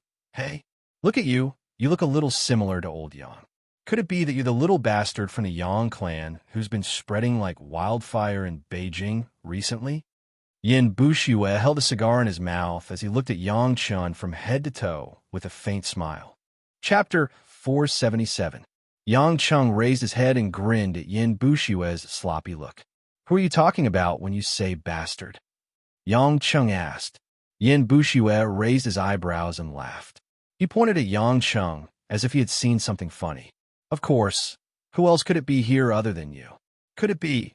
Before Yin Bushua could finish his sentence, he could no longer continue his sentence. Yin Bushua let out a shrill scream that sounded like a wolf's howl in the forest at midnight. At the same time, Yin Bushua shot up from the ground like a missile, drawing a strong arc in the air and falling toward the Lincoln Stretch limousine behind him. Blood splattered in the air until he hit the car with a bang. A few drops of blood fell on the faces of the 2 bodyguards. Second Master. When everyone came back to their senses, Yin Bushua had already vomited blood and foam at the mouth. His eyes were slightly rolled back as he slid to the ground and leaned against the door of the Lincoln. There was a dent on the door of the Lincoln. You! How dare you! How dare you hit our second master? The old butler was shocked and angry. When he saw his master, Yin Bushue, suddenly being hit, he did not have the time to think about why he and the others could not see how Yang Cheng did it. Instead, he immediately thought of getting back at him. Yang Cheng rubbed 2 fingers on his right hand. Just now, he only stepped forward and used 2 fingers to perform some tricks on Yin Bushue's body. If it was not for that, Yin Bushue's body would have been smashed into pieces. Although he looked miserable now, he only vomited some blood and felt pain in his chest. It was not a serious internal injury. You've already called him second master. How can I not be a little more stupid? Yang Cheng said with no interest. On the other hand, Yang Pejuan and the others felt a chill in their hearts. In a split second, Yang Cheng directly hit Yin Bushue without anyone noticing. Not to mention how shocking this skill was, the other party was the second young master of the Yin clan, one of the most powerful clans in Huaxia, whose power had skyrocketed. Was he not afraid of getting into big trouble? Yang Pejuan's expression was inexplicably complicated. To be honest, he really wanted to see Yin Bushue, the inexperienced second young master of the Yin family, beaten up. However, now that he was beaten up, it was not something that could be easily resolved. Although the Yang family was still one of the 4 major families because of the existence of Yang Gongming had gradually faded out of the public's view in recent years. It was far less eye-catching than a rising wealthy family like the Yin family. In fact, many people had already secretly excluded the Yang family from the 4 major families. Therefore, although Yin Bushue had always been arrogant and domineering, he did not dare to provoke anyone. He dared to ridicule Yang Pejuan because he naturally knew that Yang Pejuan would not really go against the Yin family for such a small matter. Yang Pejuan did not dare to, but he was not so narrow-minded. After all, it was not a big deal to say a few words in private. If he mobilized a lot of people, it would only make Yang Pejuan look petty. At this moment, Yang Pejuan did not dare to make a move, but he was sent flying by the sudden appearance of Yang Cheng. If Yang Cheng had nothing to do with the Yang family, it would not matter. Yang Pejuan would only shout in joy. However, in the eyes of outsiders, Yang Cheng was definitely a member of the Yang family. Even if the Yang family did not officially recognize it, some of the higher-ups had already determined that Yang Cheng was a member of the Yang family. Therefore, this time when Yang Cheng beat up Yin Bushue, it could be raised to the status of the family. Pull me up. Yin Bushue gradually realized that he was only slightly injured. Although he vomited blood, he could still speak. It was just that his whole body was sore, so he shouted for someone to pull him up. When the old butler and a bodyguard helped him up, Yin Bushue spat out a mouthful of blood. His eyes were a little red as he stared at Yang Cheng and then at the expressionless Yang Pejuan. He sneered and snorted, Fine. Don't think that I won't know even if you pretend to be like this. Yang Pejuan, you don't dare to go against the Yin family, so I'll let your son shout and slap. Yin Bushue swallowed the words he was about to say. After a loud slap, Yin Bushue's body slammed into the car door behind him. Unknowingly, Yang Cheng stepped forward and pushed the old butler and the bodyguard far away. Then, he slapped Yin Bushue's left cheek. Yin Bushue was completely dumbfounded. He couldn't understand why he was slapped twice in a row. The old butler and the 2 bodyguards were so shocked by Yang Cheng's speed that they didn't dare to move. The remaining bodyguards' legs were even trembling. As a former member of the Special Forces, they clearly realized that the man in front of them was not someone they could touch. After slapping Yin Bushue, Yang Cheng didn't retreat this time. Instead, he walked to Yin Bushue, bent down, and grabbed the collar of Yin Bushue's Versace shirt. Yin Bushue was lifted up by Yang Cheng in a daze. There were traces of blood at the corner of his mouth. He stared at Yang Cheng in a daze and couldn't say a word. Shaking his head, Yang Cheng smiled and said, I know that you must be very angry now. So angry that you want to cut me into 1,000 pieces. I also know that you must be very puzzled. You must be very surprised. Why did I act like a madman? I didn't even say anything and directly hit you. I can tell you responsibly and indifferently that the Yang family and the Yin family are nothing in my eyes. It's up to you whether you want to believe it or not. I want to hit you because your words make me want to hit you. I gave you a chance, but your words still make me want to hit you. It's that simple. Believe it or not, you have to believe it. In short, I'm going to hit you. What can you do to me? Yin Bushue's face turned pale after hearing those words. Yang Cheng seemed to be smiling, but the thick ink-like luster in his eyes made him feel suffocated. Yin Bushue reluctantly opened his mouth, revealing his blood-stained white teeth. He panted and said, You'll regret it. Our Yin family doesn't belong to a little bastard like you. Slap. Slap. 2 crisp slaps landed on Yin Bushue's face again. This time, his cheeks were swollen into 2 big chunks. Yin Bushue was dumbfounded. He stared at Yang Cheng, who was right in front of him. He couldn't think at all. Why did he get hit again? TSK, TSK. Yang Cheng shook his finger at him and said regretfully, I've already told you the reason why I hit you, but you still want to say things that I don't like to hear. Aren't the people from the Yin family engaged in scientific research? Why do you have a pig's brain? Yin Bushue was so angry that he wanted to curse a few times. However, he felt pain all over his body and his cheeks were burning. A wave of cowardice finally suppressed his thoughts. Why? You don't want to say it anymore? Yang Cheng looked at Yin Bushue mockingly and threw him back to the ground. He didn't want to waste too much energy on such a character. Turning around, Yang Cheng glanced at Yang Pejuan, who had been silent all this while, and said, You can't go in here unless someone wants to go out and see you. I want to go back to my home now. What you want to do is not within my consideration. This time, Yang Pejuan wasn't angry. Instead, he said coldly, You're the one who hit Yin Bushue. This has nothing to do with the Yang family. I want to declare this right here. You are you, and the Yang family is the Yang family. Yang Cheng couldn't help but laugh. He suddenly felt that it was ridiculous. He said happily, Who told you that it was you, Commander Yang? Who hit him? I said it just now. Be it the Yang clan or the Yin clan, they're nothing in my eyes. I'm the one who beat them up. Do you think I need to rely on a small fry like you to shield me from the wind and rain? Put away your pathetic conceit and don't take yourself too seriously. Yang Pejuan was speechless. His face turned red and white, but he couldn't say a word. Indeed, Yang Cheng had just clarified that he had nothing to do with the Yang family. However, he was worried that a war with the Yin family would bring disaster to himself, so he couldn't help but say that. Yang Cheng no longer cared about the people present. Be it Yang Pejuan or Yin Bushue, he would just deal with it when it came to it. There would always be a way to solve the problem. He didn't want his mood to be too bad. He took out the key and opened the iron gate. Suddenly, Yang Cheng felt something. He frowned and looked at the visual doorbell on the wall beside the iron gate. Sighing, Yang Cheng opened the iron gate and walked into the courtyard. He locked the iron gate again. Yang Pejuan stood outside the door and watched Yang Cheng walk into the house. His fists were clenched tightly and trembled. Yin Bushue was carried back to the car by the bodyguards in a daze. The old butler took out his mobile phone with trembling hands. He was in a hurry to find the medical team for emergency treatment. Yang Cheng didn't have the mood to think about the things that happened behind him. When he walked into the house, as he expected, Guo Shuihua was already sitting quietly on the sofa in the living room.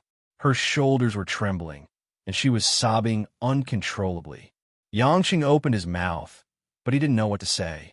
After the incident, he realized that the visual doorbell on the wall was turned on. He suddenly remembered that when the house was repaired a while ago, this kind of advanced device was installed in order to communicate with the guests outside. It was obvious that Guo Shuihua, who had been hiding at home, had heard most of the things that had happened outside just now. Yang Cheng walked slowly to Guo Shuihua and sat on the sofa. He hesitated for a while before saying, You heard it, right? Actually, you don't have to do this. This is nothing to me. The reason why I stopped you was that I didn't want to disturb your life. Guo Shuihua raised her head. Her face was already showing some wrinkles, and tears were flowing nonstop. Her red eyes were full of regret and resentment. Yang Cheng, that man's conscience has been eaten by dogs. I don't have any hope for him anymore. It doesn't matter if he doesn't acknowledge you. Mom will always be your mom. No matter what Yin Bushue, Yin Buin, or Yin Xintian wants to do to you, Mom won't let you face it alone. Guo Shuihua wiped the corner of her eyes and said in a solemn and resolute tone. Yang Cheng grinned and smiled, but he didn't say anything. He put his hand on Guo Shuihua's shoulder and patted it. Chapter 478. After such an incident, Yang Cheng did not plan to go back to work. Mother Wang went shopping and bought some stuff. The two of them stayed at home and watched TV with Guo Shuihua for the whole afternoon. They chatted about things that they didn't have time to talk about in the past, and it was time for dinner. When Mother Wang came back from grocery shopping, Jinxiu had just returned home from school. Lu Mingho had been harassing this girl for the past few days, and Jinxiu had decisively given up on the idea of staying in school. Yang Cheng did not tease Jinxiu about that incident. After all, if he really provoked this bad girl, Yang Cheng would not feel comfortable. Naturally, Yang Cheng and Guo Shuihua did not mention about Yang Pejuan's visit during the day. They did not need everyone to know about such a troublesome matter. On the other hand, Lin Ruoshi came home earlier than usual. Even if she did not say it, Lin Ruoshi knew that there was definitely something going on at home. However, with her clear mind, she would not ask too much about it. She just wanted to make sure that there was nothing wrong and let it go. On the dining table, the rich aroma of the sumptuous dishes wafted in the air. It was rare for the family to gather for dinner, and it was a joyous occasion. Halfway through her meal, Guo Shuihua suddenly thought of something. I forgot about it. How was Hui Lin's competition today? With Hui Lin's voice, she must have made it to the finals, right? Lin Ruoshi smiled faintly and nodded. Yeah, I watched it on TV. She made it to the finals, and the top 3 will be announced in a few days. There's no need to do that. Sister Hui Lin will definitely be the first, Jinxiu said with a smile. In my opinion, it doesn't matter which place she gets. It's just that Hui Lin has been busy outside all the time and hasn't been home for dinner for a long time, Mother Wang said pitifully. At that moment, the other women showed similar expressions. Obviously, they were happy about Hui Lin's success, but at the same time, they did not feel good. Yang Cheng was feeling emotional as he ate his rice. When he first came to this house, there was only Lin Ruoshi and Mother Wang. Now, with Jinxiu, Hui Lin, and Guo Shuihua, it had become a family of 6. Sometimes they were happy and sometimes they were sad. After dinner, Jinxiu helped wash the dishes and went upstairs. After all, the college entrance examination was coming up, and she was the busiest person in the family. She had been living in this house for the past few days. Although the food and living conditions were better than before, she still lost a lot of weight. Lin Ruoshi chatted with Guo Shuihua for a while and then went back to the study to work. If it wasn't for the mother-in-law and daughter-in-law relationship, Lin Ruoshi would not want to spend so much time. Yang Chun had always wondered why his wife never exercised. She always sat and worked, but she didn't get fat at all. Late at night, Yang Chung went back to his room and was about to take a shower when his phone vibrated. Yang Chung frowned when he saw the number. It was an overseas number. He picked it up, and it was just as he had guessed. Yang Chung, I'm in Japan. I'll be in Zhonghai tomorrow. Jane purposely spoke in Japanese on the phone and said with a sweet smile. Yang Chung raised his eyebrows. I told you that you don't have to rush, but why are you still going to Japan to transfer flights? Do you need to accommodate the airline? Of course not. I just happen to have something to do here. It will be helpful when I go to Zhonghai to see the patient you want to treat, Jane said proudly. Yang Chung didn't ask much. Although he wasn't stupid, he still couldn't read the mind of a female science geek like Jane. There were many things that she wouldn't say even if she thought of it. It was only when things happened that he realized her foresight. When will you arrive at the airport? I'll pick you up, Yang Chung said. Really?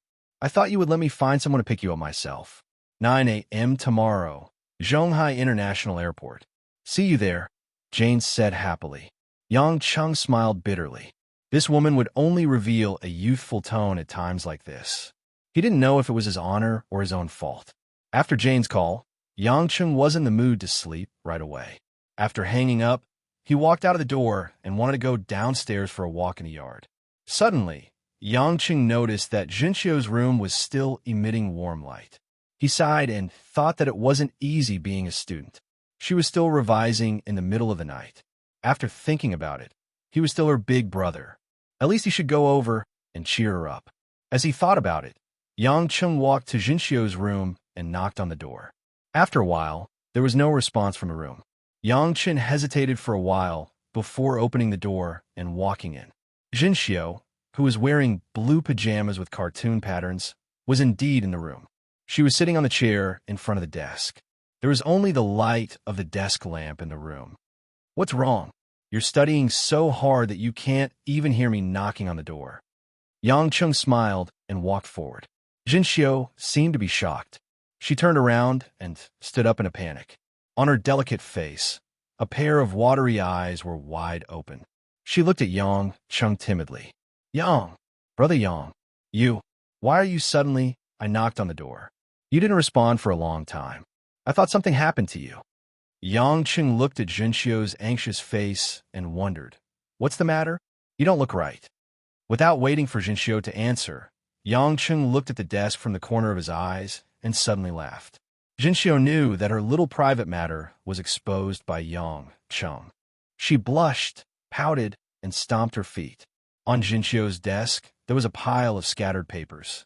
What was even more surprising was that there were 7 or 8 origami frogs on the desk. Obviously, Jinxiu didn't hear Yang Chung knocking on the door.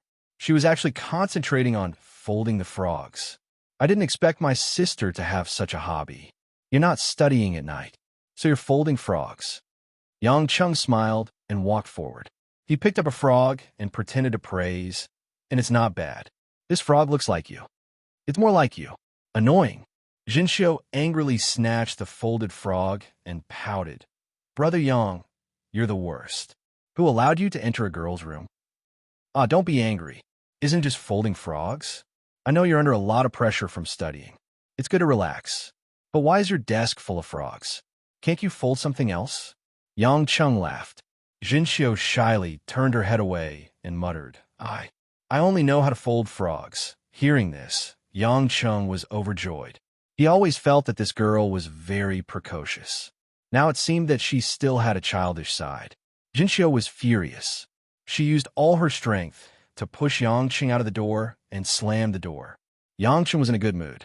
He wasn't angry at being kicked out. He was about to tease Jinxiu again when he heard some noise in the yard outside the house. "Another strange girl," Yang Chung sighed. In a flash, he went to the door downstairs and opened it. Just as Yang Chung expected, Huilin flew into the yard with her qigong and was about to fly to the balcony on the second floor. Huilin, who was wearing a black trench coat, looked like a female secret agent. When she saw Yang Chung opening the door downstairs and looking at her with a weird gaze, she immediately acted like a child who had done something wrong.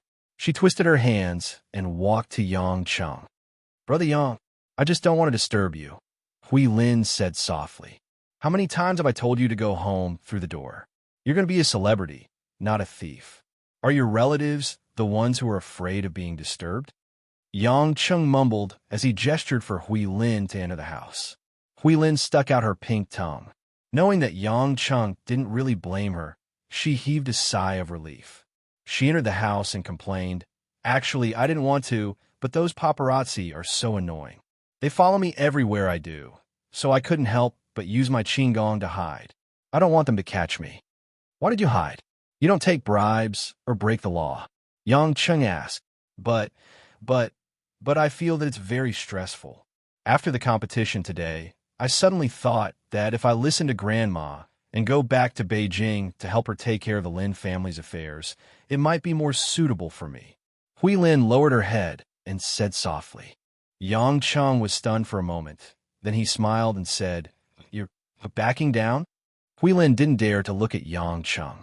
She bit her lips and said, I know I'm useless. I didn't know that being famous would be like this, but I really feel tired and I'm not used to it. Brother Yang, am I weak? Useless? It's just the beginning and I'm already thinking of backing down.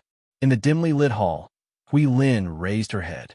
Her beautiful facial features revealed a hint of helplessness and hesitation, making her look pitiful. Yang Chung stopped smiling and stretched out his right hand to gently stroke Huilin's forehead. He stroked her soft hair with his thumb and said, Everyone will be weak. Everyone will have people and things that make them weak. As long as you dare to face it and admit your weakness, you will be strong and you won't fail. After all, only by facing weakness can you become stronger. Hui Lin's watery eyes flickered. After a long time, she asked, "Everyone will be weak. What about Brother Yang? Shouldn't someone like Brother Yang be afraid of nothing?" Yang Cheng pursed his lips and revealed a conflicted expression. He sighed and said, "Me? Haven't you noticed that I've always been afraid of your sister? I've been guarding my room alone until now."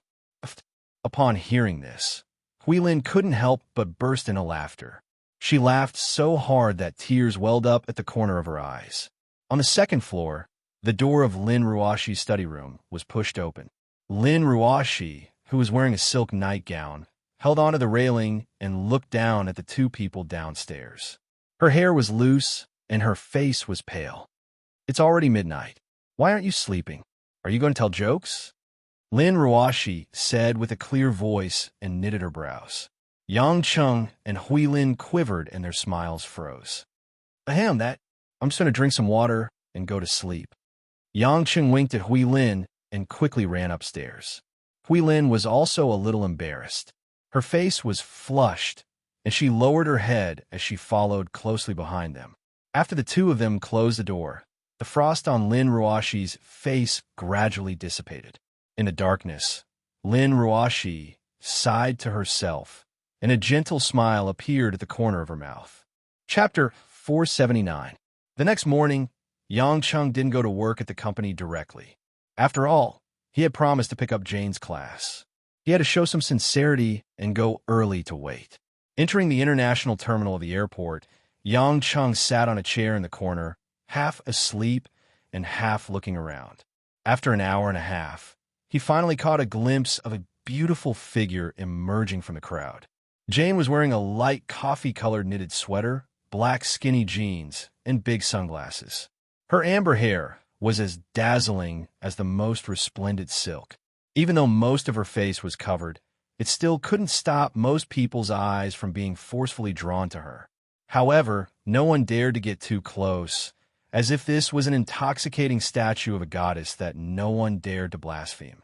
Jane didn't bring much luggage, only a small, seamless Prada leather bag. It seemed like an ordinary small bag, but in the eyes of experts, it was a luxury that manufacturers were willing to customize for people who had reached a certain level of status.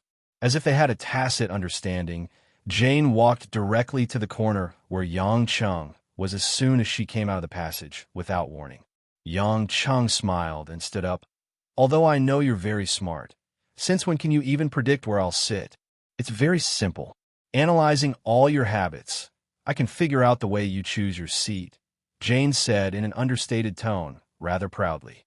Yang Cheng, however, knew that this woman must have really analyzed his living habits. He didn't dare to continue the question, so he changed the topic. "You didn't bring anyone else?" "I did, but I arrived a long time ago," Jane smiled. Yang Cheng was stunned for a moment. Then a helpless smile appeared on his face. "So you went to Japan to look for her?" As he said that, Yang Chen turned around. Not far behind him, a tall lady with a voluptuous figure walked over. She was dressed in an office uniform, had an extraordinarily charming appearance. "Master, Miss Jane, the car is ready." The lady bent down. Her posture was as elegant as a European housekeeper. This woman was Hanya, who had submitted to Yang Cheng. Yang Cheng originally let her stay in Japan to do her own things. Although Yamada Sect was nominally under his name, it was no different from a business organization after giving up its dominance, so Yang Cheng didn't intend to pay much attention to it. However, even though Yang Cheng didn't intend to use these resources, it didn't mean that Jane didn't want to use them. In Asia, there was no more suitable force than Yamada Sect. Therefore, before Jane came to Zhonghai, she went to Japan to find Hanya to be the guardian for this trip to Huaxia. The job this time was dangerous. Although Jane didn't think there would be any real danger with Yang Cheng around, she couldn't ask Yang Cheng to protect her the whole time. It was more suitable to find someone like Hanya who was good at dealing with the dark side. Hanya, of course, wouldn't reject such an opportunity to get closer to Yang Cheng. She was very clear that although she tried her best to please Yang Cheng, in Yang Cheng's eyes, she and Yamada sect were really insignificant. Compared to Jane, Sauron, Maekdan, Edward, and the others, she was just a newbie in that circle. Therefore, when Jane asked her to be Huaxia's follower, Hanya immediately agreed. Rather than saying that she was willing to submit, to be exact, after the old leader Noriko Okawa was killed, Hanya, who was used to being obedient, needed a backbone.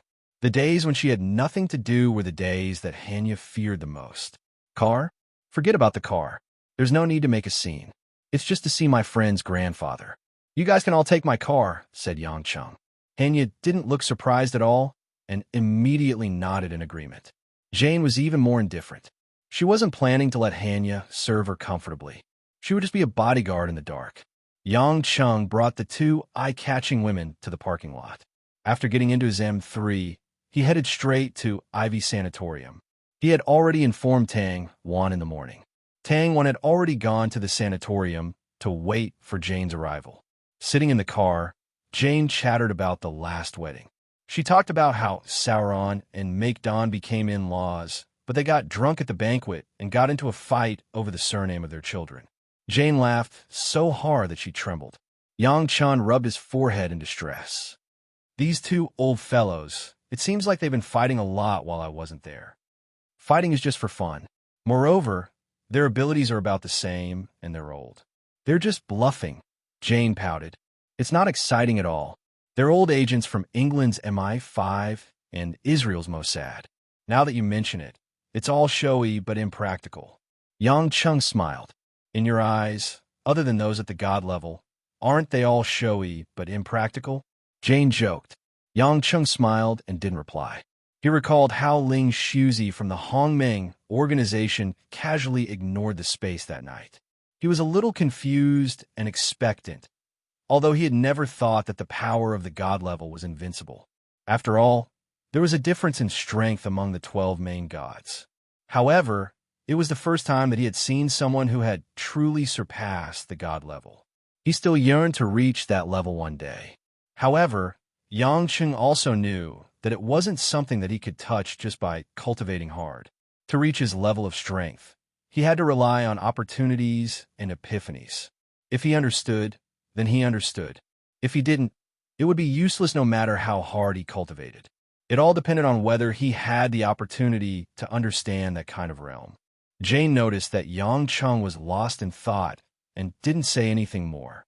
Smart women knew when to speak, when to ask questions, and when to shut up. Hanya sat in the back seat of the car and didn't dare to make a sound. However, Hanya's mind was also full of doubts. In her opinion, it was incredible that someone of Yang Cheng's status was willing to drive such an ordinary BMW and chat with Jane in such a friendly manner. Could it be that gods were really just humans? Nearly an hour later, the car finally arrived outside the Ivy Sanatorium.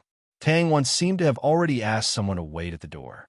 As soon as the three of them got out of the car, Tang Wan came out with a few subordinates to welcome them. Tang Wan also seemed to have dressed up meticulously. She was wearing a dark green pleated waistcoat with a violet silk blouse inside. She was wearing a gray short skirt and lace stockings that wrapped around her voluptuous thighs. Her outfit matched with her charming and mature face, and it was enough to make any man's heart flutter. As soon as Jane saw Tang Wan walking over, she secretly pinched Yang Cheng's arm and said in Hebrew that only Yang Cheng could understand, "This isn't your friend. She's clearly your exclusive property. She's fresh meat that even a woman like me has the desire to take a bite out of." Yang Cheng smiled bitterly. Was he that greedy? He could only reply in Hebrew, "Go ahead if you want to, but I've never taken a bite. What are you guys talking about?" Tang Wan had already walked in front of them and frowned. She then smiled and extended her hand to Jane. She said in English, "Welcome, Miss Jane. I'm Tang Wan, Yang Cheng's friend. I've long heard of your amazing talents in many scientific researches. I'm very happy that you're here to treat my grandfather's illness." Jane smiled brightly and shook hands with Tang Wan. She said in Huaxia's language, "There's no need to use English. I'm also very honored to meet you. You're very beautiful, just like my mother. Of course, I'm definitely not talking about your age." I'm just sincerely complimenting you. Tang Wan was a little surprised by Jane's straightforwardness. However, she could tell that Jane wasn't joking with her. She probably thought that she was similar to her mother. She said indifferently, I also have a daughter, but she's not as beautiful as you, Miss Jane. Jane opened her mouth in surprise and said, That's really hard to imagine. As she said that, Jane looked at Yang Chung strangely. Her meaning was very clear. So this time, her taste had changed to mother and daughter. Yang Chung felt bitter, but he was too lazy to explain anything. As for Hanya, although Tang Wan was surprised by the outstanding appearance of this female assistant, she only thought that it was Jane's assistant. She smiled and nodded her head. She didn't say anything else. She was anxious for Jane to treat Grandpa Tang Zhichen. The few of them followed Tang Wan all the way into the Ivy Sanatorium. In the courtyard of Grandpa Tang Zhichen, 2 nurses were feeding Grandpa Tang. Grandpa Tang was sitting on a wooden armchair. He didn't seem to be in the mood to eat. He was just listening to a classic song being played on an old-fashioned gramophone. He hummed and hummed with a dazed expression. Seeing her grandpa like this, Tang Wan's eyes reddened, but she didn't cry. She forced a smile and said to Jane, My grandpa has been ill for a few months now. Sometimes he gets better, sometimes he gets worse. Sometimes he gets emotional, and he might hurt the people around him. Miss Jane, you have a noble status. If you have any difficulties, please don't force yourself. Otherwise, the Tang family will owe you too much. Jane smiled at Tang Wan, indicating that she understood. She then walked up to Grandpa Tang Zhichen. Grandpa, what song are you listening to? Can you tell me about it? Jane bent down and asked gently. Grandpa Tang didn't react at first. He was humming to himself. Suddenly, he raised his head and exclaimed, Ah, a yellow-haired monster. A monster. Help. I don't want to be eaten by a monster. As he said that, he jumped up from his chair and hid behind it. He curled up and didn't dare to poke his head out. The sudden change startled everyone present. Jane also did not expect such a phenomenon. She frowned and stood up, thinking about something. 2 nurses immediately went to protect Grandpa Tang, but he seemed to be terrified. He hugged the chair tightly. Jane shook her head and sighed. She walked out of the courtyard and said to Tang Wan, The old man's condition is a little serious. I need to observe him more carefully and ask for some details. If necessary, I need to do some tests. Is there a laboratory here? Tang Wan quickly said, Yes, there is. The sanatorium is well equipped. If you need anything, I can send someone to buy it. Then I'll start working now. His condition will only worsen. Please send someone to bring me to the laboratory, Jane said with a serious expression. Tang Wan was happy to do so, but she was worried about Grandpa Tang. She could only send an assistant to bring Jane and Hanya to the laboratory. Yang Chung said goodbye to Jane and didn't plan to follow her. He knew Jane's habit. She didn't want anyone to disturb her when she was working. After Jane left, Tang Wan was in a daze for a while. After a long time, she raised her head and said to Yang Chung playfully, You're really something. You even slept with a genius female scientist. Yang Chung thought that this woman was going to say something. When he heard that, he almost fell to the ground. He touched his face and said with a sad face, Can you change the topic? You said I slept with her, and she said I slept with you. I haven't slept with anyone. You can't always accuse an honest man like this. Chapter 480. Yang Cheng's explanation was naturally fruitless. Tang Wan had a look of disbelief on her face. She was certain that Yang Chung must have cheated on her. You don't have to tell me this. I'm not your wife. I don't care if you and Miss Yiling are friends or not. When Yang Chung heard this, he knew that it was pointless to say anything else. He could only helplessly change the topic. Did Don Huang cause you trouble these few days? Didn't he say that he was going to stay in Zhonghai? When she heard the name Don Huang, Tang Wan clearly frowned. However, she shook her head and said, He's not someone who messes around. Although he's staying in Zhonghai, he's only fooling around in some brothels. He hasn't caused any trouble for me. It's just that the situation in the family is getting more and more tense. If Grandpa doesn't get better, sooner or later, the family will fall apart. At this moment, the girl that they had met before, Tang Exen, ran out of a building not far away. She came in front of Tang Wan and said while panting, "Sister, I heard that there's a new doctor coming to see Grandpa. Where is he?" Tang Wan looked at Tang Xin with dissatisfaction. "Silly girl, didn't I tell you to go eat first? What's the rush?" Tang Xin felt wronged and wanted to say something. She turned to look at Yang Cheng and asked curiously, "Aren't you the person from last time? My sister's friend. Are you that doctor?" "Of course not. If I was, I would have checked him last time." Yang Cheng spread his hands. Tang Wan's sister was quite interesting. Tang Xin was confused. She blinked her eyes in confusion. Tang Wan sighed and said, "I know you care about Grandpa, but don't run out in the middle of eating. What's the rush? The doctor has already gone to the laboratory. You'll see him soon."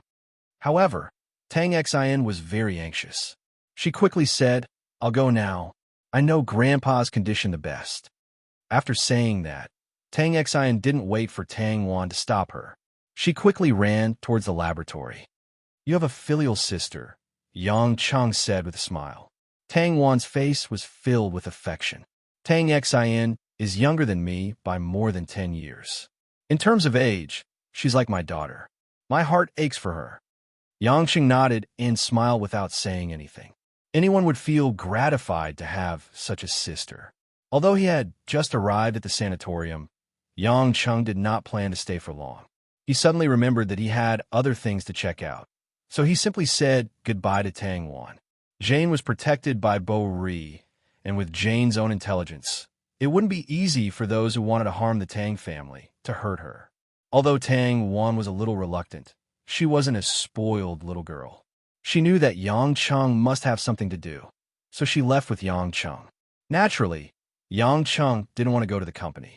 These days, Star of Yulei had entered the final stage, which was also the climax of the finals. As a director, there was basically nothing that he needed to do. He couldn't be bothered to sit in the office all the time. Yang Cheng was reminded of the members of the Mad Dragon reserve team who were training at the coastline of Zhonghai. Although he had handed over the training to the Sea Eagles and put Mullen in charge, he still had the title of the chief instructor. It was one thing for him to ignore them all the time, but it wouldn't be right if he didn't even take a look at them. After driving for more than half an hour, Yang Cheng arrived at the training base of the Mad Dragon reserve team alone. It seemed that Kai Yunqing had already set up some hidden checkpoints. On the way into the base, Yang Cheng didn't receive any interrogation and directly entered the innermost base. After getting out of the car, he walked along the cement road that had just been repaired and walked towards the countless small buildings in the center of the base. The last time he came, there were only a few simple houses built. This time, it was obvious that it had improved a lot. Dozens of houses of different sizes were already in place. However, when Yang Cheng took a closer look, he didn't see anyone in the training field or on the beach. He couldn't help but look at the time on his phone and realize that it was lunchtime. As expected, after a few steps, Mullen seemed to have heard something and walked out from the entrance of a larger building. When he saw that it was Yang Cheng, he immediately ran up to him and bowed slightly. "Sir, I didn't expect you to come at this time. Sorry for the delay," Mullen said with a smile. Yang Cheng waved his hand. "This is called a spot check. I want to see if you've trained these kids well." To be honest, Mullen spread his hands. "I didn't really like this job before, but now I do. Maybe it's because my teammates have reached a certain level and it's hard to improve. Now, these new recruits only need a little bit of training to improve a lot. It gives me a sense of achievement as an instructor." Yang Cheng said with a smile, "Don't be fooled by what you see in front of you. You know that these are rookies. Your real job isn't to teach these people, but to improve yourself and your teammates. That's the most important thing. Of course, if you can teach these people to the strength of a normal member of the Sea Eagles, then it'll be a different story." Mullen hurriedly shook his head. "Your Majesty Pluto, please don't joke like this. That's not something that can be done in a few months. Their foundation is already too far apart. Even if you give me 5 years, there might not be anyone who can reach the level of the Sea Eagles." Yang Cheng also knew that it was impossible. Seeing Mullen shake his head in fear, he couldn't help but laugh. Mullen seemed to realize that he had been tricked. He scratched his head awkwardly, but there was nothing he could do. This was his master's master after all. Do all the members eat there? Yang Chung pointed at the flat roof house that Mullen had come out from. Mullen replied, "You can say that they're all there, but one member isn't." Hmm? Mullen hesitated for a moment, then leaned forward and whispered, "She's a bit special. I heard that she's General Kai's daughter, so I didn't pay much attention to her. Every time, when everyone is eating, she continues to train alone in the training room. I've told her many times that she doesn't need to work so hard. This kind of overload training will have little effect, but she wouldn't listen. Our training camp doesn't stipulate that members must eat, not to mention that she's General Kai's daughter. So I didn't pay much attention to her." Yang Chung immediately understood the person Mullen was talking about. If it wasn't Choi Yun, who else could it be? This woman was crazy enough to join the Mad Dragon Reserve team, but now she didn't even eat. Just because he said he couldn't accept her? Did she have to risk her life like this? Yang Chung couldn't help but feel distressed and annoyed. He frowned and asked, "Which training room is she in?"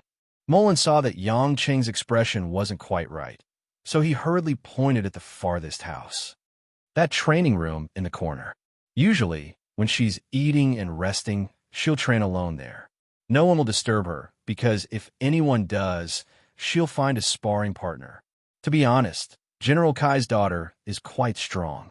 Unfortunately, even if she works so hard, it's still very difficult for her to break through to the top of the world. She's only one of the best in the Mad Dragon Reserve team." Hearing Mullen's words, Yang Chung felt even more upset. He was well aware of Choi Yun's strength. It was already a miracle that she had made it into this team, but now she was already one of the best. It was clear how much effort she had put in. After asking Mullen to accompany the team members for lunch, Yang Chung walked towards the training room alone. Before he reached the training room, Yang Chung heard a cracking sound coming from inside. Yang Chung knew very well that it was the sound of a fight, and it was the effect of a fierce blow. The door to the room was closed. Yang Chung paused at the door for a moment, then pushed it open and looked inside with mixed feelings. "Didn't you say you weren't eating?" As soon as the door opened, Choi Yun's voice came from outside. Kai Yin was wearing a white martial arts suit. Her hair was not as short as before, and it was tied up in a ponytail. She was standing in the middle of the training room, using wooden stakes and sandbags for training to hit the wall. Looking at her from the side, Choi Yun's pretty face was flushed red. Sweat had stuck to her jet black hair, and she was panting heavily. Only the expression in her phoenix eyes was burning like a raging fire, filled with unyielding stubbornness. "Do you think that not eating will make you stronger?" Yang Chung asked. When Choi Yun heard this voice, she felt as if she had been electrocuted. She stood stiffly on the spot, and all her movements came to a halt. After a long time, Choi Yun turned around and looked at Yang Chung, who was gradually approaching. Her body trembled, but she could not speak. Finally, Yang Chung walked in front of Choi Yun. The distance between them was very close. Yang Chung quietly looked at Choi Yun's bright black eyes. His eyes were filled with countless complicated thoughts, but too many unforgettable things emerged. Because of the intense exercise, Choi Yun's chest was heaving up and down. The sweaty woman was like an exhausted female leopard, beautiful but pitiful. Finally, Choi Yun could not stand Yang Cheng's aggressive gaze and asked, "Why did you come here? You shouldn't have come here, right?" Yang Chung did not say anything. Without waiting for Choi Yun to react, he leaned forward, and his two hands had already circled around Choi Yun's arms. He turned sideways, bang. Choi Yun only felt that the world was spinning. When she reacted, Yang Chung had already thrown her over his shoulder. She fell heavily to the ground and looked up at the ceiling. Chapter 481. Being inexplicably thrown head-on like this was like a heavy hammer smashing into Choi Yun's heart. This man actually knocked her down? Because of him, she was already covered in cuts and bruises. Her heart was even more bitter. She silently avoided him, but was he still not willing to let her go? Why? Why did he not let go of her even though she had already chosen to retreat? Why did he beat her up for no apparent reason? The pain, helplessness, hesitation, unwillingness, and grievances that had been suppressed in her heart for a long time gushed out like a surging flood. "Bastard, Even an exhausted female leopard would still open its sharpest claws after being enraged. Choi Yun's body flew up from the ground like a spring and jumped to the ground 1 meter away from Yang Chung. She turned around and gave a roundhouse kick. Yang Chun acted as if he knew that she was going to do this. Unhurriedly, he raised one of his hands and caught the foot that was flying towards him. Bang! The heavy kick was strong enough to shatter rocks, but it was held in Yang Chen's hand as if it was a goose feather. Do you still have strength? Very good. Yang Chung was expressionless as he said this in a low voice. He then exerted strength in his hand and pulled Choi Yun's entire leg and swung it. Choi Yun once again flipped in the air uncontrollably like a floating willow catkin, but finally fell heavily to the ground. Bang! Once again, Choi Yun was thrown to the ground like a rag doll. The bones in her body felt like they were on fire. The soreness and pain finally made her tear up. You again! Choi Yun climbed up again unwillingly. Enduring the exhaustion in her body, she once again threw herself at Yang Chung. This time, it was a fist and palm fight. She threw an uppercut straight at Yang Cheng's jaw. Yang Chung was still standing in the same place. When Choi Yun's fist was about to hit him, he once again gently blocked it. One hand grabbed Choi Yun's clenched fist. Don't you understand? No matter how hard you work, you're too weak. After saying that, Yang Chung pulled again and spun Choi Yun's body behind him, causing her to fall to the ground 3 meters away. Choi Yun could only feel an irresistible force tearing her body apart. Following that, she was thrown to the ground and rolled a few times before stopping. Crawling on the ground, Choi Yun could no longer control her tears. Her body was burning with pain, but it was hard to conceal the tragic feeling of her heart's last line of defense being crushed by a force that could destroy anything.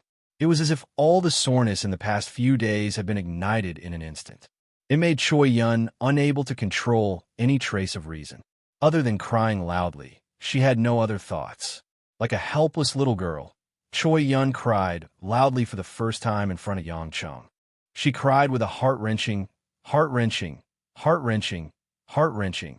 Yang Chung stood silently at the side for a long time. Finally, he closed his eyes tightly, raised his head, and took a deep breath. After that, Yang Chung slowly walked to Choi Yun's side and slowly squatted down. Ignoring Choi Yun's resistance, he hugged this woman who was crying so hard that she looked like she was about to wither. Choi Yun's head leaned against Yang Cheng's chest. The hot temperature made Choi Yun's brain calm down a little. As time passed, her crying gradually became softer. In the end, Choi Yun's crying had turned into sobs. Her red eyes were filled with tears. She looked innocent like a girl who was being bullied, but she was enjoying it so much that she didn't want to move at all. Yang Chung smelled the unique scent of Choi Yun. He couldn't help but reach out and stroke the top of Choi Yun's head, hugging this stubborn woman a little tighter. Do you think that avoiding it is a good idea? Do you think that you can hide for a while, but can hide forever? Your sister was very angry that night. She asked me what I did to you. If I knew that you came to participate in this nuisance training because of what I said that day, I would definitely go and catch you that night. Choi Yun stopped sobbing. Her eyes were blank. She slowly raised her head and said, I just want to make myself stronger. Although I know that my idea is very stupid, but I think that if I become stronger, you will accept me. Why are you so childish? You are just like an insensible little girl. I am not someone who needs protection. Why do I need you to become stronger? Yang Chung asked with some blame. Choi Yun bit her lips. Don't you know that love is childish? Because of love, women become stupid.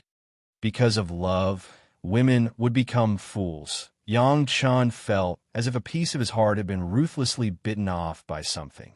The woman in front of him, whose face was covered in tear stains, spoke words that made it impossible for him to shift his gaze away from her delicate face. It seemed that all words seemed pale and powerless at this moment. Choi Yun's bright and beautiful eyes stared at Yang Chung for a long time. She seemed to be inspired by something, or as if she had thought something through. Choi Yun made a decision. Suddenly, Choi Yun broke away from Yang Cheng's embrace. She took the initiative to stretch out her slender arms and hook them around Yang Cheng's neck. Her pink lips heavily blocked Yang Cheng's lips. Yang Chun could only feel the sweet, astringent, salty, and most of it was the softness and heat of the atmosphere, causing a certain part of his brain to erupt into a raging flame. Choi Yun was not rejected by Yang Chung. For a moment, she became more and more crazy. Like a wild lioness, she pushed Yang Chung down unceremoniously. Her whole body was directly pressed on Yang Cheng's body. Choi Yun was like a proud female knight. Her elastic legs straddled Yang Cheng's waist. She looked straight at Yang Cheng's dull expression and showed a perfect smile. At the same time, Choi Yun's hands had somehow untied the belt of her martial arts suit. With a tug of her hands, the clothes on her upper body were directly taken off, leaving only a tight white bra. Due to the long and arduous training, Cayenne's body was more flexible and resilient than an ordinary woman's. Aside from the gentleness that a woman was born with, there is also a wild, explosive force that was exaggerated to the point of being prideful.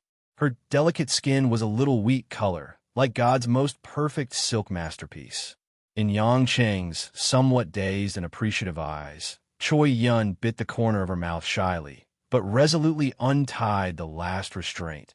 The moment the two masses of turbulent waves were exposed in the air, the woman who had been crying so hard that she looked like she was about to wither immediately revealed the most dazzling brilliance, like a tulip blooming under the sun, brilliant and dazzling. Yang Chung swallowed his throat. His eyes were already bloodshot. The beautiful scene in front of him made him no longer want to think about the past General Lin. He only knew that if he did not seize the scenery in front of him, this woman would really be lost forever. He did not want that. You will pay the price, woman. Yang Chung did not want to endure any longer. He directly got up, pressed Choi Yun's body against his, and kissed Choi Yun's lips fiercely. He was bold and forceful, attacking and conquering, not letting go of the sweet taste of Choi Yun's body. Choi Yun's body was far more tenacious than imagined.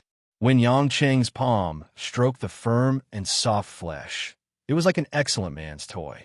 That scorching heat made Yang Chung go crazy. Be gentle. Choi Yun felt that her whole body was about to be crushed by this man, as if every bone in her body was being fiercely rubbed and gnawed by this man. Their bodies were intertwined, and she did not have the slightest chance to breathe. This was the moment that she had been dreaming of. It came so suddenly, so blissfully, and so violently. Yang Chung did not pay any attention to Choi Yun's subconscious pleading. After ravaging a large area of her body, the high-spirited dragon horn finally pressed against Choi Yun's last sacred place.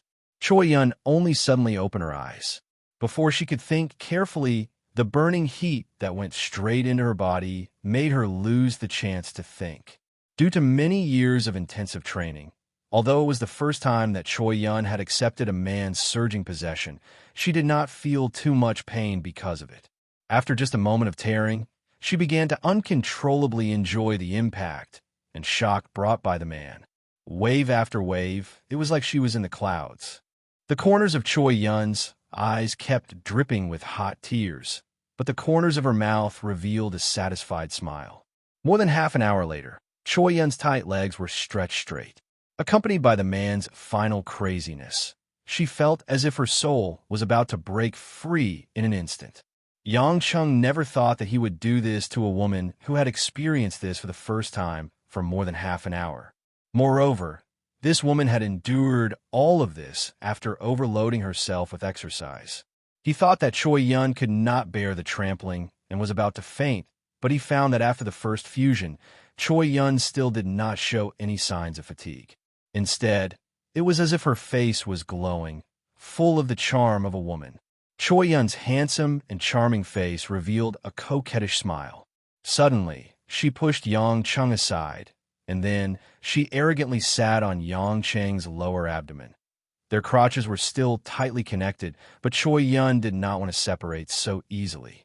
A hand covered in sweat swept across Yang Cheng's chest. Choi Yun's eyes were firm and persistent, as if she was making a judgment. Yang Chung listened carefully. Choi Yun, want to be your woman.